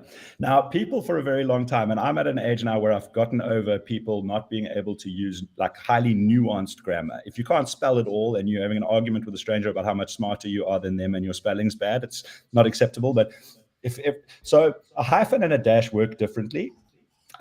People often use one in place of the other. So now what ChatGPT has done is created a whole new thing, the M-dash, which is this very long dash that isn't right to use at all. And then it's using it incorrectly. When it wants to create parenthesis, in other words, work like a push parts of a sentence apart, it joins them together, and it always does it. So when you see a part of a sentence, then a really long dash touching both words on either side, yes, that's always 100% ChatGPT. Although I noticed earlier this year a young copywriter who's seen it so often that they have assumed it's correct actually Yes. start using it themselves. So the wrongness is now filtering into humanity. But yes, the M dash, which is a deeply satanic thing if you're a grammar lover, is not only a sign of AI writing, but it's always in it. And I think that's the evidence that this whole thing comes from Satan. Like, what is this M dash and why? So Yeah. if you see an M Okay. dash, ChatGPT all day. Speaking of, here's a conversation I'll never have with anyone else. But what is your favorite grammatical device if the M dash is your least favorite one? I like ellipsis because they Remind give me. a pregnant pause and 3 dots. Yeah. Okay. Gotcha. And I use it. That was a I grammar use it. joke I use where ellipsis often. I finish sentences because I don't really want to finish them with like complete this picture yourself. Yes, and I overuse them completely. And my favorite thing to post when I used to post on Facebook more often and stuff was like, I'm overly reliant on ellipses, and then end that with ellipses. So if I have to have a favorite, that's it, I guess. I also love the apostrophe. Remember, I have this tattoo, apostrophes or death, Yes. because the apostrophe is a banger, dude. Do they still teach things like this at school? I think they like teach it, but people don't pay attention. I remember we spent a whole year, well, not a whole year, probably a term in English, learning about things like alliteration, metonymy, the similes and metaphors, all the different devices in language. Assonance, onomatopoeia, assonance. I mean, these are things that I hyperbole. haven't thought about for ages, but my God, it's great. Pentameter, just bangers, Yeah. dude. Like, just so many hot classics from the day. Fuck, Look, I've forgotten I mean, most of it, obviously. We all got to go. And dude, it's been so good to chat to you. And like, the know. reason I have this, Great. aside from my personality being deeply flawed, the reason I like unload all this mega vent is because I've been thinking for 6 months what I'd like to talk to you about next time. But I love it. a problem with a lot of this stuff is that at school, they don't make it interesting. That's why I've always said to everybody, like, you might have had a subject you hated in school, science, biology, history. And now all through your life, and now you're middle-aged and you're like, I fucking hate anything to do with biology because your teacher was a bitch or an idiot. People who succeed at writing nonfiction books and make a good living from it are people who take an academic subject and make it accessible and interesting. Like, people, it's not only that they're stupid and somehow pass school when they have no right to. The teachers make that shit miserable. Like, grammar is actually quite beautiful because it allows you to like paint pictures with words. So give it another chance, whether it's science or history or whatever. Just like find someone who writes a funny, Bill Bryson, read one of his books about history, and it's entertaining, and give it another go. Unfortunately, we have to wrap this fun up. We are going to be back on Friday next week. Gordo, it's lovely to see you, dude, and I want to see you in person soon. So I'll either come to Cape Town or you come up here. Let me know. And we will get together again. Thank you to everybody in the comments section. I think our top commenter for the morning, because I have to, you have to hand out these awards every now and then. Let me see who the top commenter is. No, here we go. Tracy Bard wins this morning. She's the number one. Tracy, she was always my number one. Rebellious Ruth and Tracy. Oh, we got our polls finished. Gord, you might want to weigh in this one. South Africa's drunkest city. Okay, so we asked people which city in South Africa has the biggest drinking problem or solution, depending on your point of view. No, cities. So we only put 4 options. There was Joburg, Cape Town, Durban, Pretoria. So who do you think won? The correct answer is Bloem, but out of those options, I'd say Pretoria. No, Johannesburg wins with 34% of the votes. Pretoria comes in second, then Durban, and only trailing at 17% is Cape Town, which I think is correct. I think that's probably right. did Captain Beer's thing in FHM Day ages ago. Captain Beer's thing of drinking in every major city and reporting who was the most. PE, they drink because they're sad. Bloem, they drink because they're Afrikaans. Pretoria, they drink because they're young and celebrating life. And Joburg, they drink just to like forget that they're in Joburg. Cape Town, they drink to celebrate the beauty of where they are. All right, Gordo, thank you so much. Thank you for having me. Thanks, everybody. Comment section, full marks today, and then we will see you next week. Thank Have you a very great much, weekend, James and Flex. everybody. Ciao, everybody. Don't talk things that you have studied and you have been told about. I've lived this life. I've lived the life of being African. I've lived the life when my mother was called a kitchen girl, when my father was called a garden boy. I've lived that life. And I'm not going to take any nonsense of somebody who regards me as a garden boy today, because you regard me as a garden boy. You come here, shut up! Shut up! Shut up! I sat here, I listened to you. I sat here, I listened to you talking nonsense. Listen, it's your time to listen. Sit down and listen here.